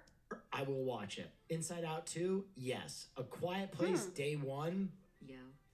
Never been a prequel guy. I like Quiet I would Place, like so to. I would like to. Despicable watch Me that. 4, absolutely not. No, Despicable Me. Twisters, absolutely yes. I fucking love the first one. Was the first good. Twister movie. I fucking love it. I have to see One of those, the like, trailers. Amazing kind of buried banger films. Philip Seymour Hoffman. Yeah, in, like, you can one of his absolutely most clean my iconic floors. roles. Shia. Deadpool with Logan, absolutely. Borderlands. Yes, Deadpool, X-Men, love it. Alien Romulus, don't know how to feel. Half excited for Alien Romulus because half the cast is good. But I also don't like that they're not wrapping up the Prometheus storyline. I feel like they need to do that first before they do Alien Romulus. Craven, I am excited. Aliens had a lot of stinkers lately. Craven the Hunter, no. Beetlejuice 2, do not know how to feel about that. No. Do not know how to Transformers feel about 1? Transformers 1, absolutely not. Joker What? Fall Adieu? Folie yes. Adieu. Amazing. Yes. I Venom would love 3? to watch that. Venom, maybe. Gladiator 2. This, No. of all the films... I don't know how to feel about bro, Gladiator 2. Ayo, well, happy holidays. I am going into Gladiator 2 the way that I went into my first BJ. Scared and excited. We're like, this film could go either way.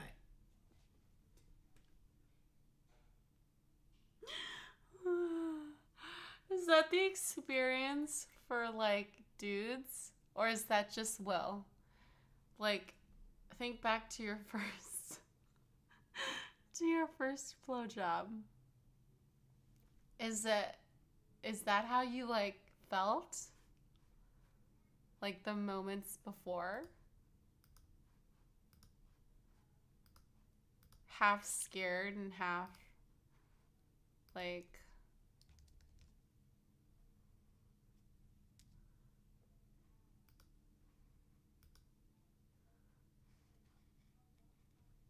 I don't know. I don't even remember. You have the special edition of Prometheus. What does it include? Does it include like the edited scenes that they didn't put in the movie that I think they should have because it explains it way more, like especially in the beginning? Fool. Oh, nothing of use. That's sad. I've like gone down a Prometheus like rabbit hole on YouTube where like I watched all the little like cut out special scenes and like, you know, different releases, different iterations, director's cuts, and like I've gone into analysis videos, like a deep rabbit hole situation on Prometheus. And it's great. I feel like they could have released like a second movie or like the extended version with all of that in it on like HBO Max. And that shit would have, you know, popped off, I think. No, Prometheus is like a space horror thriller movie. It's like a spinoff from Aliens. But it's got a really good cast, like Michael Fassbender and Charlize Theron and other like actors that you won't remember the names of, but will remember the faces of. Yeah. Yeah.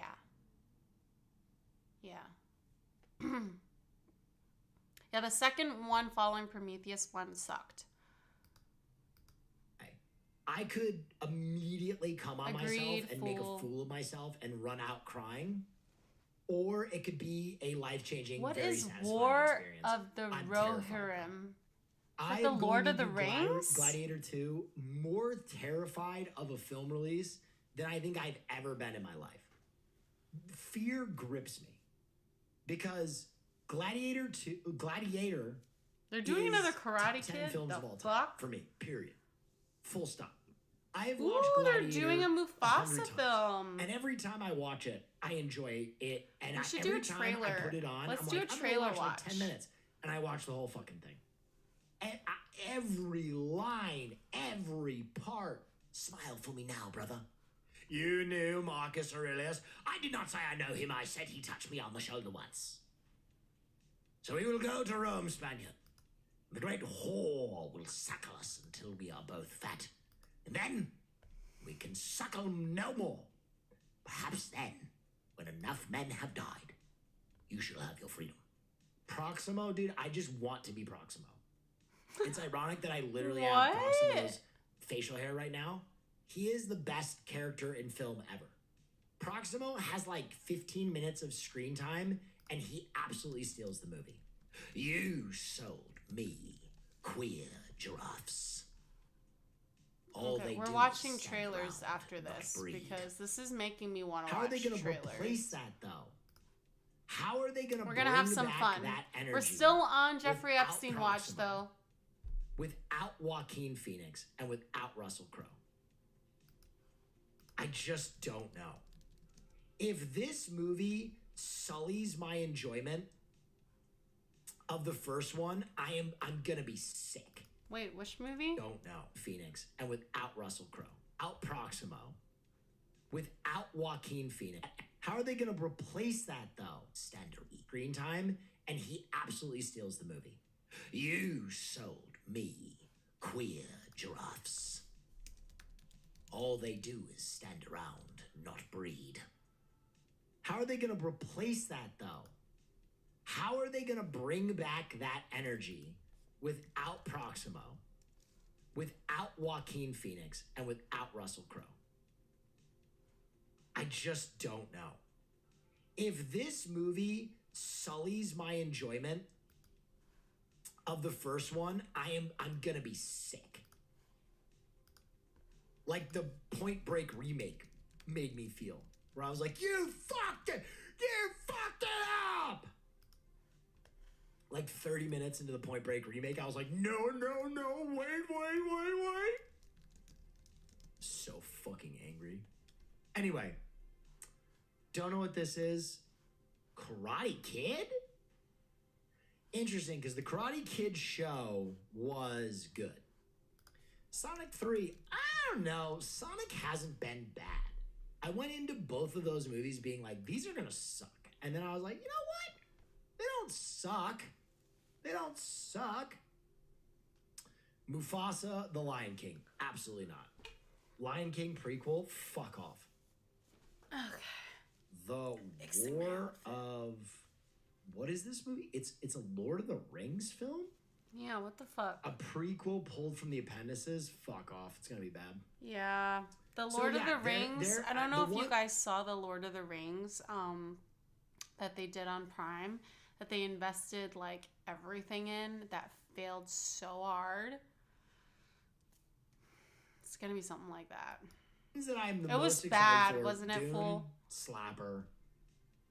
I think this is actually gonna be a slapper. Ballerina John Wick. I want to see Deadpool. Ballerina John Wick. Let me see. Joker, the trailer. Foi de Gladiator. Gladiator, holy fuck. Furiosa. As I said, I'm gonna give that movie a shot. Oh my Despite god! really not Anna liking de the trailer. Armas is in it. because I Dang, love love Mad Max her. so much. I'm gonna withhold my judgment. I'm just gonna walk in and see it. I'm just gonna walk in. Love and see her. it. And if it's good, it's good. If it's bad, it's bad. No Despicable Me 4. I'm gonna say it. Despicable Me has never been funny. It's bad. Yeah, I'm not a I big do not fan get of Despicable Me. I'm not a big fan. Despicable Me might be the most baffling film franchise to me of all time. The Minions make me want to kill myself. I watched the first Despicable Me That's feeling like I was missing out on very something. intense. And like 30 minutes in, I was like, I think I want to kill myself. The other thing I will say, intense. I've said this before, and I mean this sincerely. I think Gru might be one of the worst voice acting jobs of all time. Who?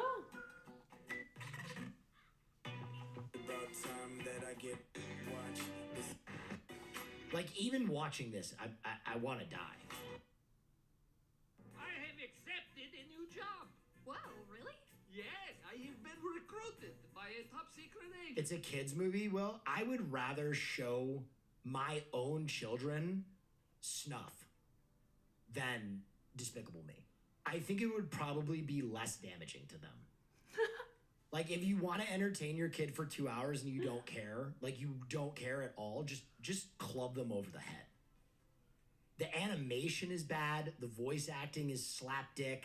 The characters are generic. Slapdick. It's like a I've ripoff never of, heard like, somebody say that before. Austin Powers almost, where they're like, hey, let's do the villains from Austin Powers, but that was like already tread. And they're like, let's make it a kids movie, but let's steal the plot from like every other kids movie and condense it.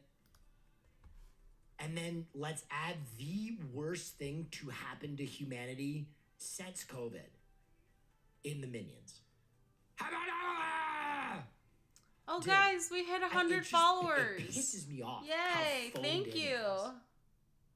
Like, when they were writing the That Minions, was my they're like, goal. what's funny? Before Banana? getting my wisdom teeth out. Let's have them yell everything.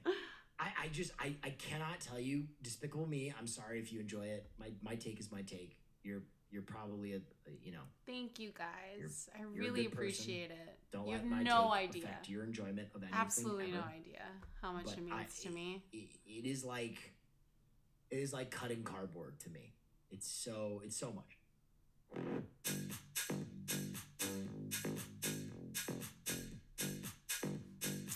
Okay, now that we got Will's take, we're gonna get my take, Mary's take. We're gonna watch some trailers. Let's watch this one. So there's a teaser one. I don't know if the first one's a fish. Came out 5 months ago. Is there a new teaser? Okay. Hold on, let me make this louder for you guys. To understand the dance, you must first know the dancer, both angel and demon. Eve, this is not a performance. It's a reckoning. And you're the executioner in ballet shoes. My grace is deceptive. Behind it lies a symphony of destruction. In the shadows, I thrive, orchestrating the demise of those who dare to cross me. Who do you want to be? Okay, this is not a real trailer. This is a fan concept, I can tell. Is there an actual trailer? Hold on. As a child, Hold on.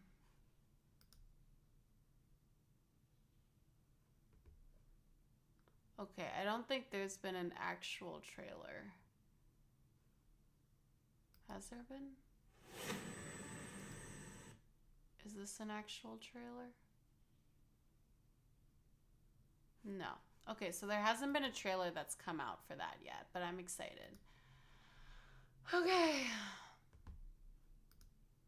Let's watch the trailer for A Quiet Place. Day 1. This is just a teaser.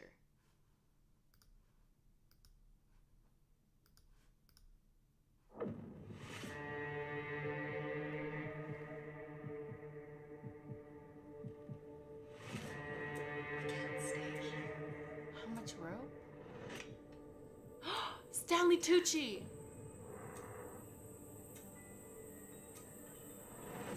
Do they die?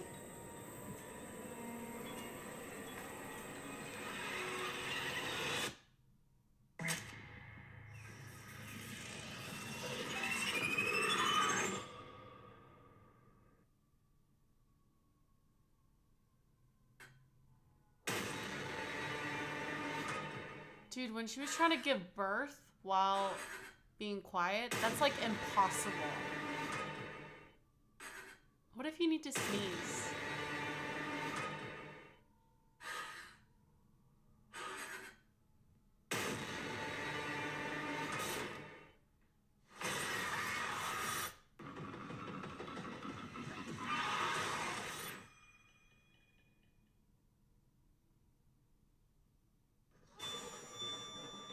Okay, interesting, interesting.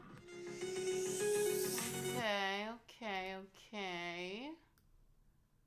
Let's see this.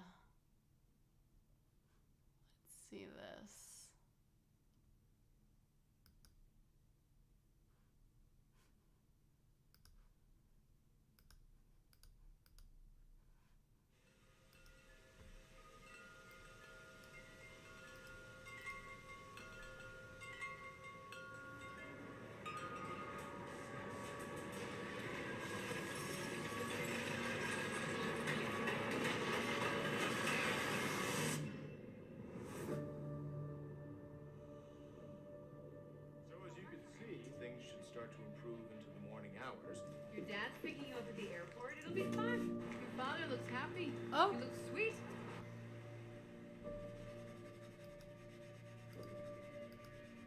When is this coming out? Moment what are believed to be tornadoes or hurricanes are causing massive This is a video mashup because it combines multiple pre-existing video sources with okay. Fuck! I'm so done with fan edits. Okay, I don't think Alien Romulus has that too. But I do think that Transformers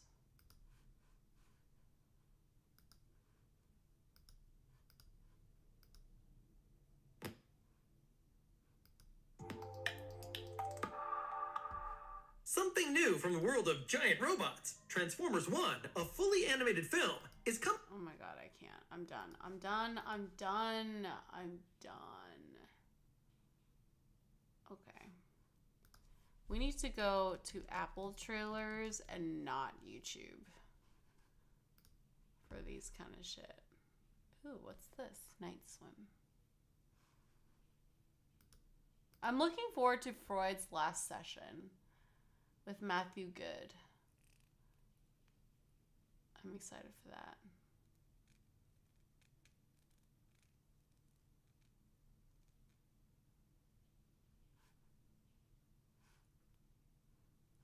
I don't know how to feel about Wonka. Okay.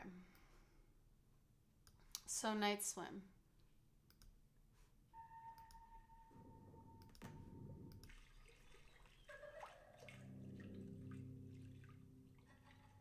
It's a horror movie, supernatural, based on a short film. It's kind of giving It.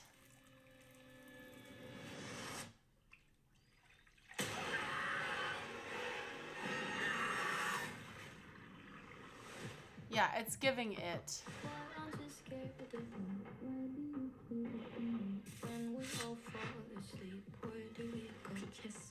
No, he didn't. When we were fixing up the pool,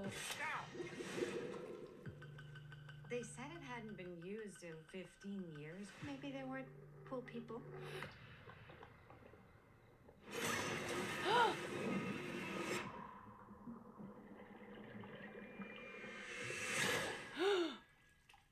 This is not for the kids. I used to be scared of pools. Yeah, this is why when I was growing up, I'd be afraid of pools. Getting a vibe here. Do you have a boyfriend? No. More Hey, someone's coming over in than a minute. the ocean. Your mouth shut. Marka. You need to say something back. Ronan, Marco. Why aren't you saying anything? Open your fucking eyes, girl. No.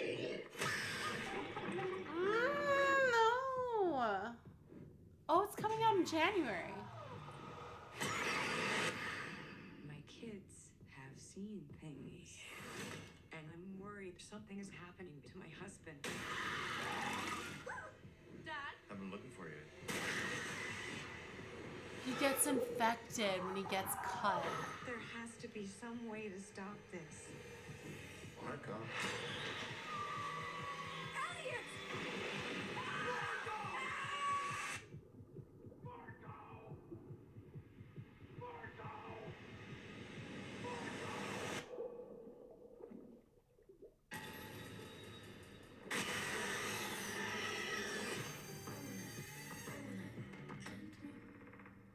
Okay. This is why people are afraid of fucking... Okay. A dark secret in the home's past will unleash a malevolent force that will drag the family under into the depths of inescapable terror. Night Swim is written and directed by Baghead, and is produced by Saw, Conjuring Insidious. Okay. So it's got good producers, but we shall see. Oh no. No. Nothing about paranormal activities. Nope. No, thank you. No, thank you.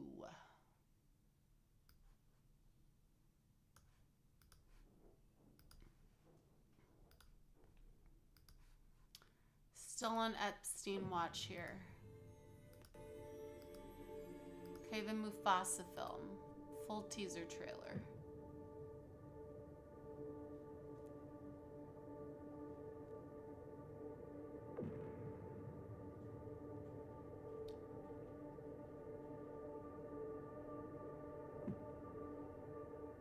You should, Shia, you should use 100 bits to show your gratitude. A long time ago, there was a majestic tiger named Abu.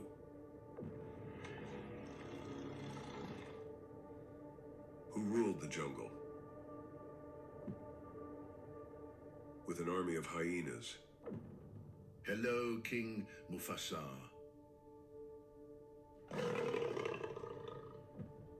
Dad, did you defeat him?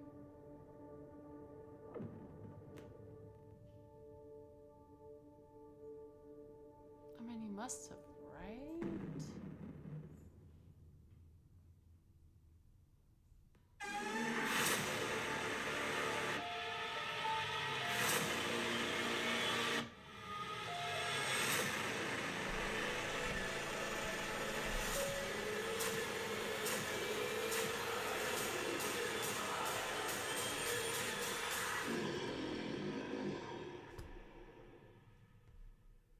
Wow, that got intense really quickly. That got intense very, very quickly. There's more Annabelles. How many Annabelles are they going to come out with? And then there's an Avatar 3 already in the works. Why does she look like that?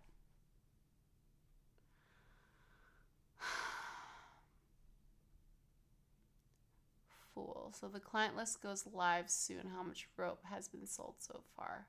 I don't understand. Wait, what? Client list. Oh, it's with Jennifer Love Hewitt. Riley Parks is a Texas housewife who is left in a financial trouble after being deserted by her husband, so she decides to take a job at a seemingly traditional day spa in a nearby town. But after discovering that some of her coworkers provide additional services, Riley faces a decision as to whether or not to embrace an opportunity to resolve her financial hardships. Isn't that the story of, like, many women's lives? The drama series, which is based on a 2010 TV movie, follows Riley as she delicately balances a moral conflict between two completely different lives. One as a single mother in a conservative town, and the other as a savvy businesswoman working with a vacuous group of women. Knowing her friends and family would disapprove of her job, Riley struggles with keeping her work a secret. Well, isn't that just the life of being a woman? That's just how it goes, guys. That's just how it is. I'm just being real with you guys. I'm just being real. Oh, still no Jeffrey and Epstein. I am dedicated to refreshing for you guys, okay?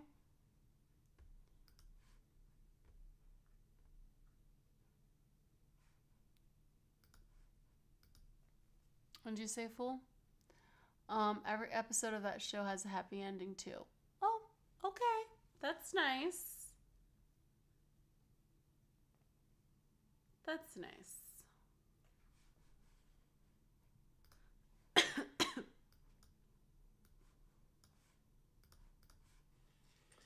Heavy Russian airstrikes on Ukraine have killed 5 people and wounded dozens more.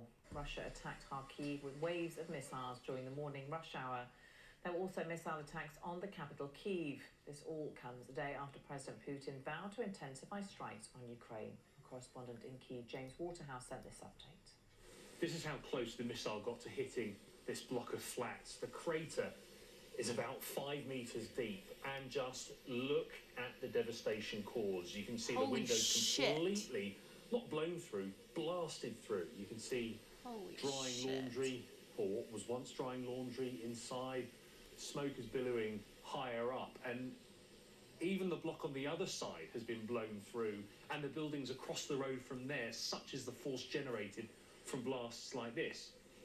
In case it wasn't obvious, this is from a missile, but Russia uses drones as well. And to be honest with you, we haven't seen attacks like this since the early days and weeks of the invasion. Last night, there was a 6-hour missile and drone attack where air defences could be heard all night. And then there were, again, explosions this morning. Vladimir Putin said he wanted to Thanks for the sub, Shia. to a Ukrainian drone attack for 6 the months into Russia this week. I despite appreciate being it. in response to Russia's biggest ever aerial bombardment of Ukraine.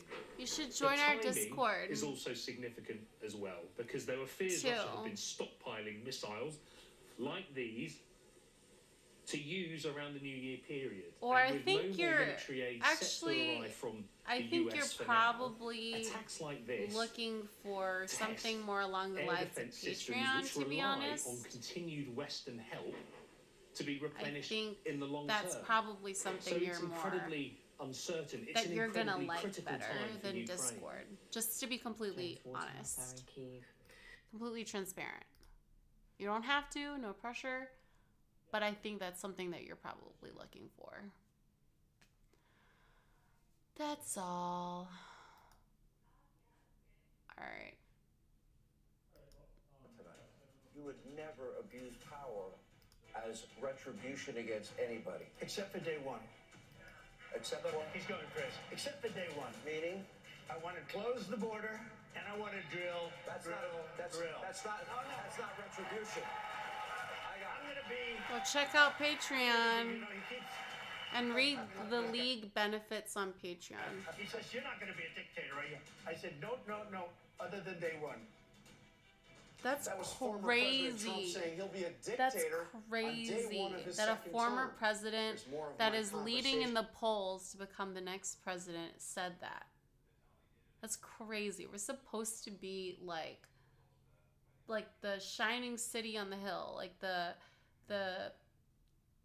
country, you know, the most democratic country. You know what I mean? Like, I can't believe it. What the fuck is this world up to? You know? What would it mean in your mind if Donald Trump became president again? What would a second Trump term look like? fundamentally a second Trump term could mean the end of American democracy as we know it. And I don't say that lightly. We all witnessed him trying to steal a democratic election before and going to historic and unconstitutional lengths to do so. And that just shows that he's willing to basically break every barrier to get into power and to stay into power. But also, I'm very concerned about what the term would actually look like.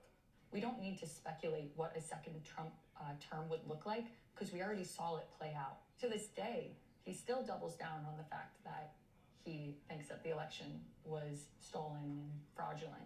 And then his rhetoric has just gotten increasingly erratic.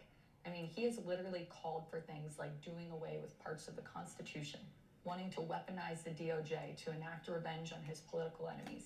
The fact that he feels that he needs to lean into being a dictator alone shows that he is a weak and feeble man who has no sense of character and integrity and has no sense of leadership. Everyone who is in the West Wing, and frankly, a lot of She's cabinet very secretaries, pretty. they know how dangerous Trump is. People who have the deepest level of respect for, like my former boss, Vice President Mike Pence, he's seen more than any of us have seen. He knows more than any of us know. And I would just hope in this moment when we are less than a year out, You from- might or be basically a able year out to, from the election, Shia. that he would think about speaking out more forcefully just about the unfitness of Donald Trump. This is not about politics. It's not about policy. It is about the character of the man who's the leader of the free world. Yeah, 'cause even now, even 3 years later, almost, there are many that haven't come out who know exactly what you all know or know more. I think it's really easy to paint all of these Republicans with a broad brush and say that they're doing it for, their own personal ambitions. Clout. Which I think is a large majority of them. And but money. I think another thing that we have to consider as a factor is that a lot of these people won't come forward, even if privately they'll acknowledge that Trump is unfit, or will privately acknowledge that the 2020 election wasn't stolen. It's because they know that they will face death threats, that their families will face death threats. I knew that coming forward and speaking out against Donald Trump, I could potentially face security threats or death threats, online harassment. Despite all the personal sacrifice, I knew that ultimately it was the right thing to do. And so I just would encourage others to come forward, because we're running out of time in order to try to stop Trump from being in the Oval Office again. His campaign theme is retribution. I mean, this is the centerpiece That's of his campaign. Is crazy. I am your retribution. Imagine if This is a Obama tough question, but ran when his we second ask like each of you, campaign are you worried that on that? you will face that retribution if he comes back in? It is a very real concern. I've met with former cabinet secretaries very recently who were also on this, potential theoretical list, and they're worried about it. Listen, I'll say this with Donald Trump is, what scares me as much as him and his retribution is the almost cult-like following he has over his most diehard supporters. The threats, the harassment, the death threats that you get when he targets you, and he's deliberate in targeting, is really horrifying and has no place in our American discourse. And it's unlike anything I've seen in the decades plus I've been in politics. I'm less worried for any personal aspect for me, but it is, he knows how to use government better this time. He can put in diehard loyalists who can weaponize every level of government against his detractors, against the American people, against the media. It's almost too scary to fully wrap your head around what it could look like. The American people and people in general have short memories, and so they might forget the chaos of the Trump years. Oh yeah, we And defo also have they short might not just be paying memories. attention to what he's saying now and the threat to democracy that exists. And so it does really concern me if he makes it to a general that he could win. And so I'm still hopeful that we can defeat him in the primary, but we're running out of time. Our singular focus needs to be, if he is the nominee, on making sure that he is not elected the president again next November. Even if that means electing a Democrat. It's really disappointing because I look at these options and I'm upset with them, but at the end of the day, I trust one person with our government and democracy than I do the other. And so I've never voted for a Democrat in my life, but I think that in this next election, I would put policy aside and choose democracy. Right now, there's a large portion of the population that's not recognizing their mistakes, that's not working to continue to better our country. And right now we're completely splitting down the middle. one side that's the truth and that is reality, and the other side is propaganda and lies. This is a fundamental election to continue to safeguard our institutions and our constitutional republic. But if we crumble as a nation, we're setting the example for generations to come, not only in the United States, but on the global stage, that democracy is an experiment and it's not guaranteed. We're extremely fragile as a country, and so is the democratic experiment. In response to our interview with these three women who worked in the Trump White House, the Trump campaign gave us a statement calling them, quote, ungrateful grifters who used opportunities given to them by President Trump to benefit themselves, and who had gone, quote, full Judas. I think I have a new outfit that arrived from Amazon. Let me see if I can pull it up. I don't know if I can. I might be able to wear it tonight. It's definitely arrived in the building, but sometimes it takes them a day or half a day to sort out the packages because it's a big building. But if I get it tonight before 9:39, I will wear it for stream. It's like a nice little black, I think it has maybe some lace in it. I'm not sure.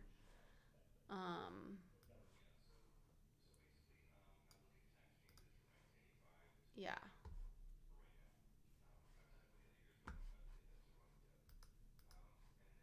Let me do this. Oh God, Iran is doing shit now in the Red Sea. Guys, this 2024, my hope is that there's not another new war or a broader war that happens, you know? As tensions soar in the Middle East, the Iranian Navy has deployed a warship to the Red Sea. This movement comes just a few days after the U.S. military sank 3 boats belonging to the Houthis. The Houthis are an Iranian-backed group from Yemen who've been targeting commercial vessels in the Red Sea. Let's bring in CNN's Natasha Bertrand, who is following all of this for us from the Pentagon. So, Natasha, how is the Pentagon responding to this? Well, Rahel, a defense official tells us that they are monitoring the situation closely, of course, because it comes You were in looking all of at the rising Trump. tensions in the Red Sea with the Houthis, which are an Iran-backed group. Iran does provide support and intelligence to the Houthis, according to the White House.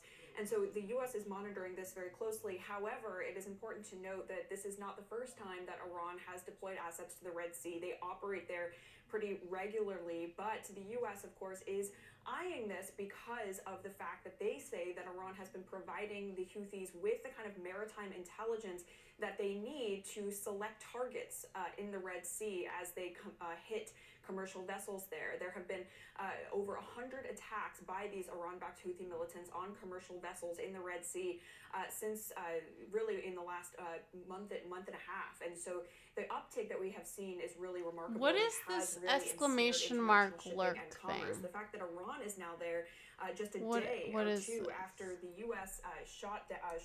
fired on small boats that contained Houthi militants, sinking them and killing all of those Houthi militants on board, could be seen as a sign that Iran is trying to present a show of force to the Americans, of course, who are operating in the area. Because if you'll recall, the U.S. also set up a multinational maritime task force to bolster security. Okay, but where in can the I Red Sea find to that? try I to can prevent set that the up for you Houthis, guys, you from know? launching these attacks and to escort vessels that are transiting the area so that they feel safe going up and through the Suez Canal, so that international shipping can kind of get back on track here. So this is not right now being seen by the Pentagon as a direct threat to the U.S. or any of its allies. Instead, they're watching it very closely. They do not necessarily think that Iran is going to conduct any kind of provocations here, but both sides obviously trying to send a message to the other there that they are in the region.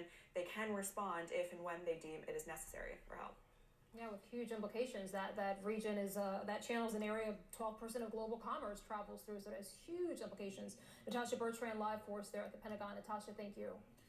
All right, joining us now, CNN military analyst, former NATO Supreme Allied Commander General Wesley Clark. General, this is the Iranian naval vessel that is being deployed. I can show you where it's going. It's going in the Red Sea, particularly down in this area right here. where there's been a lot of activity the last several days. What Where does the can I presence find of this it? Iranian vessel change? So it is, first of all, it's going to collect intelligence on Yeah, U.S. Iran's activities definitely in the getting area. involved, more It's going involved than to I'd serve like. as a deterrent, or they believe it'll deter U.S. actions against the Houthis. It will certainly inhibit us in the sense of maneuvering. It's one more factor for us to consider. It raises tensions in the region. It shows Iran's hegemonial aspirations, demonstrates those. And we'll just have to see where this goes, John. If the Houthis say, okay, we got the Iranians here now, we're not going to interfere with the shipping, fine. If the Houthis say now we got the Iranians here, we can do more to interdict the shipping. Iran has got to get its destroyer out of the way as we protect the shipping. If that destroyer gets in the way, if it interferes with the shipping, if it supports the Houthis, then that is a challenge that will have to be met by the United States militarily. We'll have to watch this develop over the next several days. Let's talk about what's happening in Ukraine, because Russia has continued its air assault on this nation, including the capital of Kyiv, where we have seen destruction inside the capital city. Now, it's believed that these attacks carried out with a number of different types of weapons, but one thing that the Russians are using are these airborne hypersonic missiles, which can deliver quite a blow, certainly to civilian areas here. Talk to us about what these weapons and the fact that Russia's using them. Well, first of all, these weapons can be shot down by Patriot missiles, but the Russians are using them in combination with other devices, with ballistic missiles, with the Iranian-supplied drones and other things, and they're coming at such a way from such directions as to basically overwhelm the Ukrainians' defense management system. If you could get the Patriots in the right position, if you could cue them at the right time, they could stop these missiles. But there aren't enough Patriots to handle all of the requirements there. So this is an ongoing struggle. It's going to cause a lot of pain and grief in Ukraine, and the United States and the West have got to provide the assets, more assets, to enable Ukraine to handle this. And that's very difficult because we're not producing, and we don't have any excess Patriot batteries right now. As long as we're talking about air power, we've learned now that since this latest round of air attacks from Russia began, the Poles have said in Poland, they've said that some of the missiles have flown over Polish airspace, and now Poland says it's going to deploy some of its warplanes over its country in its own defense. Is this posturing, General? What's going on here? I think it is posturing. I think it's a political move by the government in Warsaw. I don't think that the Russians intend to strike Poland. That's an entirely different scenario if they were to do that. But on the other hand, Poland is showing its concern, and it's showing its concern not only to its domestic population, but to the other members of NATO, and particularly to Germany, France, and the United States. It's part of Europe asking the United States to lead, do more, get reinforcement equipment to Ukraine, help Ukraine fight Russia in Ukraine. It's all part of the diplomatic signaling going on right now. General Wesley Clark, as always, we appreciate your time. Thank you so much for being with us today. Happy New Year.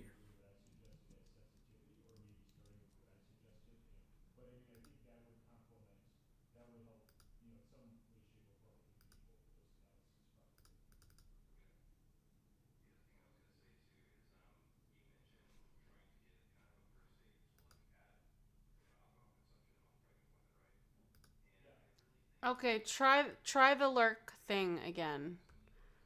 Try it. One of you guys try it. I think I just...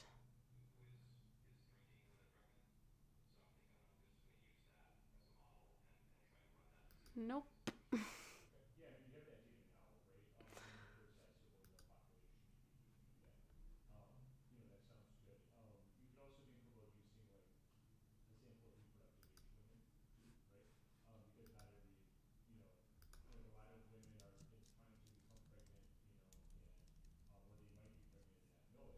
Well, I put it in customs, so... Oh, no. Reply and chat template lurk. Oh, advanced. What?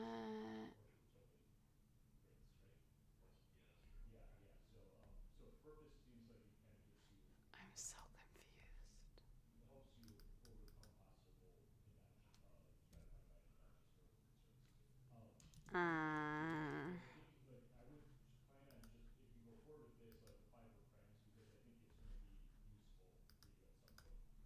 Let's see.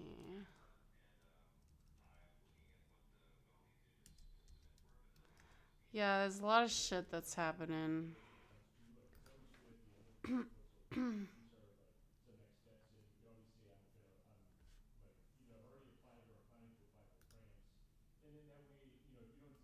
Crazy shit.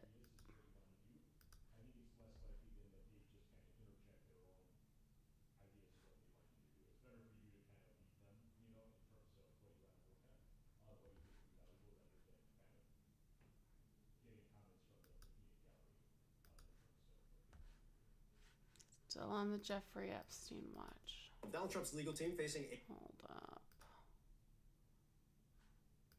Boats in the Red Sea attacking another commercial ship. The militants firing at U.S. helicopters who responded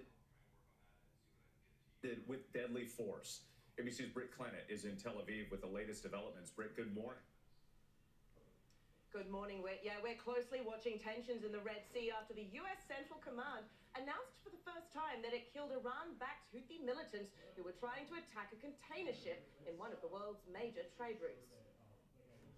This morning, as threats of a wider escalation in this war loom large, the U.S. military for the first time saying it killed Iran-backed Houthi rebels in the Red Sea after coming under attack while responding to a distress call. U.S. Central Command saying Navy helicopters acting in self-defense after being fired upon responded by sinking 3 of 4 small Houthi boats that were trying to attack a container ship.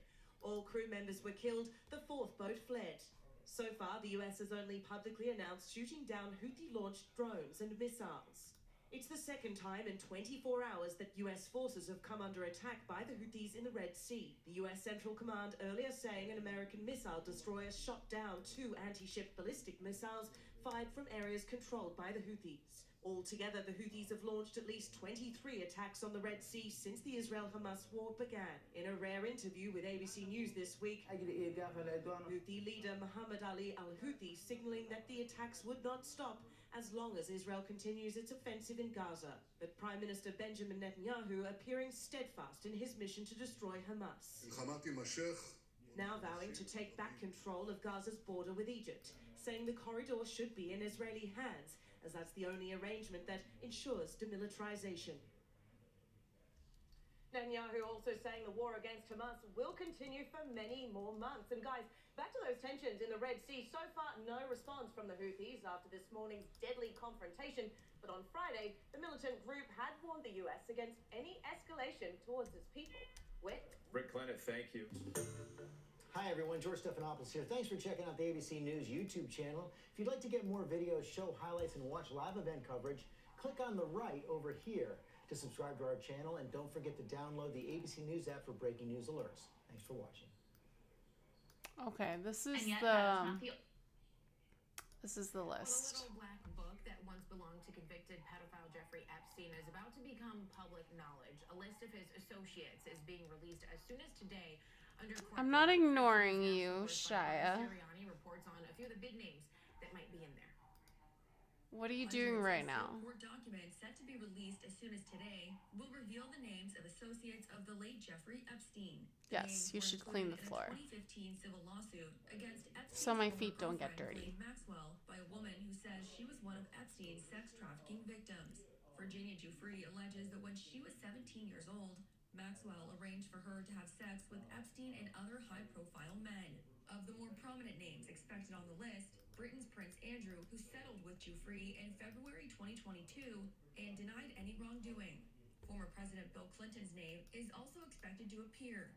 And while Giuffre didn't allege wrongdoing by Clinton, and there is not expected to be any evidence of illegal conduct, the lawsuit claims she met him on Epstein's private island. Clinton denies ever visiting. Last month, a federal judge in New York ordered the identities of 150 people named in the lawsuit to be made public.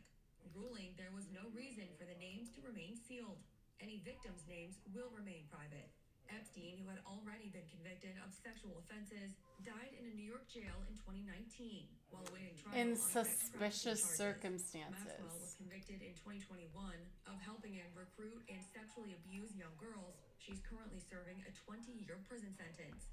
Mara Siriani, Scripps News.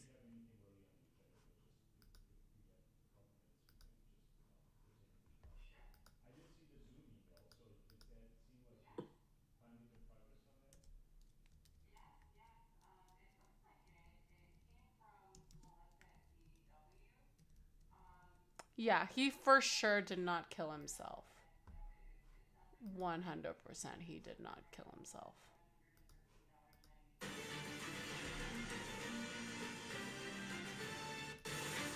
Back, a New York judge could soon unseal the names of nearly 200 people allegedly connected to convicted sex offenders. The guards are being neglectful, the cameras were turned off. I think there were way too many coincidences. Jeffrey Epstein. The list could reveal the identity of several high-profile people that were listed as it was John really and Jane sus. Doe in court documents up until this point. Epstein, of course, died in prison or jail in New York in 2019. Yeah, while funeral. awaiting It that was federal very, trial very, for very sex sus. trafficking. His death was He's got like ruled blackmailing suicide. people, wanted him dead. Joining us now to So, talk about the very latest in this and case. when It is powerful these people developments, Court TV crime and justice correspondent have Matt their Johnson. whole Hey, Matt, what's lives the latest? and Good morning to you both. reputation Yeah, I keep on hitting on the refresh, line, they'll kill waiting for someone. it to be published. We're talking about a list, a very large list, 150 to 200 names connected to Jeffrey Epstein and Ghislaine Maxwell. It could be released as early as this morning. This after the deadline Well, for it the hasn't objections been. to releasing the list expired overnight. The identities of dozens of associates connected to the sex trafficking conspiracy could be exposed. The document stemming from a civil suit 9 years ago when alleged sex trafficking victim Virginia Giuffre filed a defamation claim against Maxwell. She produced a list of names in deposition and has also settled a civil suit against British Prince Andrew outside of court. Here's what she had to say about that. What do you make of Prince Andrew's denials? Can you comment on that? You said you won't be silenced. He has been outspoken. He knows what he's done, and he can attest to that. So Can you repeat that? We can't hear you. Step up. he knows exactly what he's done, and I hope he comes clean about it. Prince Andrew has denied any wrongdoing. The list of names expected to be released today include associates, co-conspirators, former employees, alleged perpetrators, and alleged victims. As we know, as you just said, Epstein died by suicide before going to trial. Maxwell was convicted and serving a 20-year sentence. She is appealing that verdict. Julia, Ted? All right, thank you, Matt. It's going to be interesting to see those names. Obviously, let's talk about more. I wonder Attorney, if former they're police going lieutenant to Rick wait Kane. until literally the names 5 being p.m. released like to 4:59 p.m. to like right before the courthouse closes. They're gonna release it because they don't want it to dominate the entire airwaves, and like only the primetime legacy media people will like cover it. I don't know. It's interesting, and people are going to have their opinions. But it's not as though law enforcement and prosecutors, they've known this all along. This is not new information for the investigation, so people shouldn't think, there's going to be charges. No, this is just, hey guys, look who was on Jeffrey's weirdo plane. Who are his friends? Yeah. Rick, do you think there's? I mean, is this just maybe a civil action? I don't even see that because everyone knows, like everyone on that list knows they were on the list, likely, and law enforcement knows who's on that list. Yeah, right now what you have is just a bunch of people super nervous about their names being put out in Yeah. the paper. Other than that, I mean, you're right, Ted. Very little will come of it as a result of the release of these names at this point because, like you said, everybody who's on that list already knows they're on the list. Law enforcement is known. And if there was going to be civil actions, I'm sure they would have been filed by now.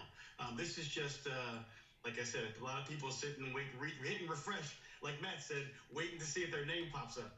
No, it's about transparency. I think would be the argument about why this needs to come forward. This was a case that was shrouded in a lot of secrecy up until the point when it was all revealed what was going on. So I think that's another peg of this. Now, Florida, we know, is where some of these things happened. Florida is where Ghislaine Maxwell is serving out her prison sentence. I was in New York for her sentencing, and then she was then transferred to prison. But Rick, you're there in Florida. What's the sentiment of the impact that this case has had, just something that's been looked at on such a wide international scale?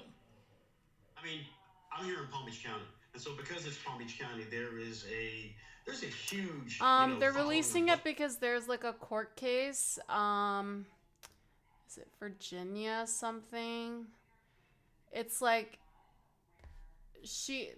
they're releasing it because a judge is unsealing it in relation to a current court case that is happening. What's going on, and people want to know here. I mean, this case actually it touched our sheriff's office here, in that there was a release of Jeffrey Epstein from jail at some point. It touched kind of everyone, and there's really nobody who was the fact that he's okay. Touch is like the wrong word to use. They want to know who these people are, and they want to know what their involvement was, and it's more of right now it's the centerpiece of attention because people want to know. And like you said, it's about transparency. And I think that when you give people and the public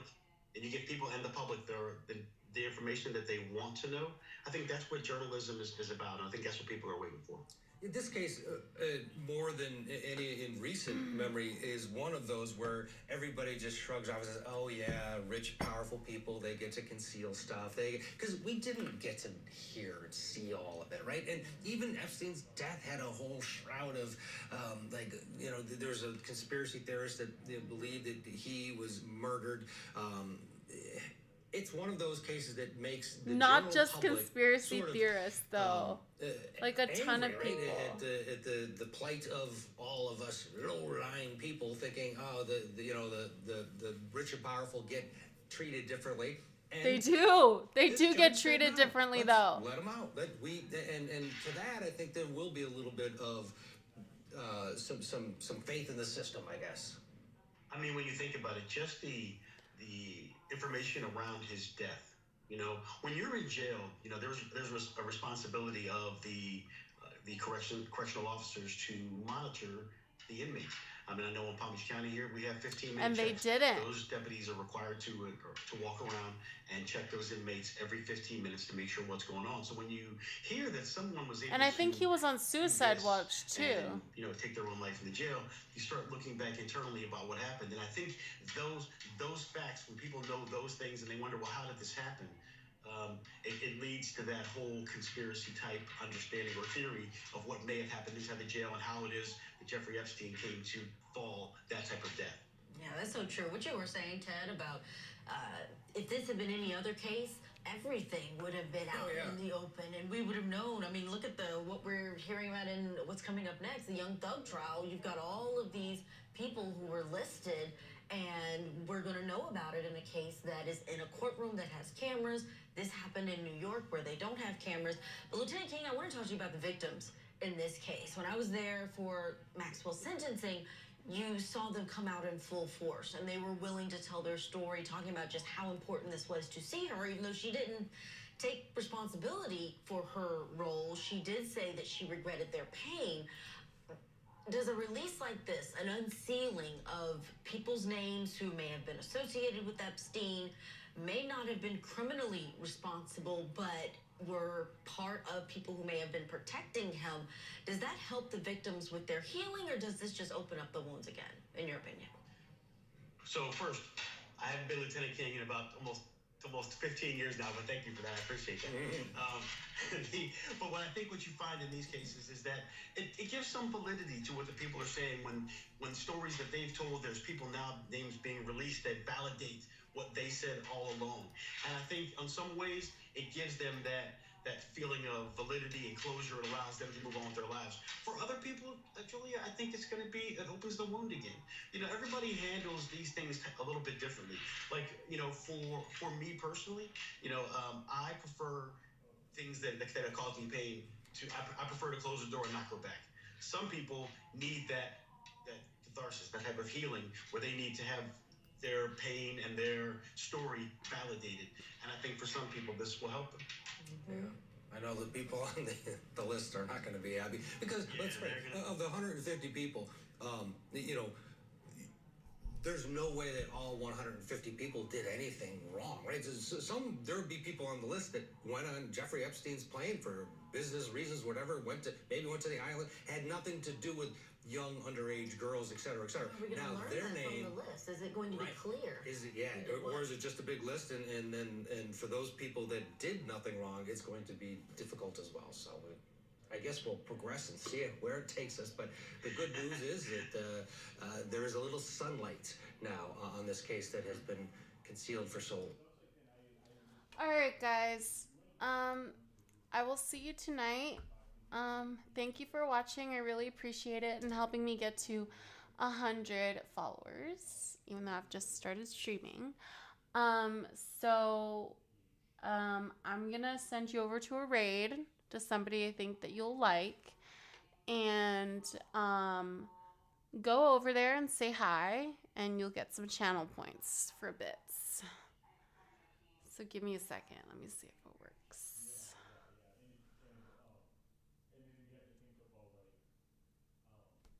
Okay, let me see.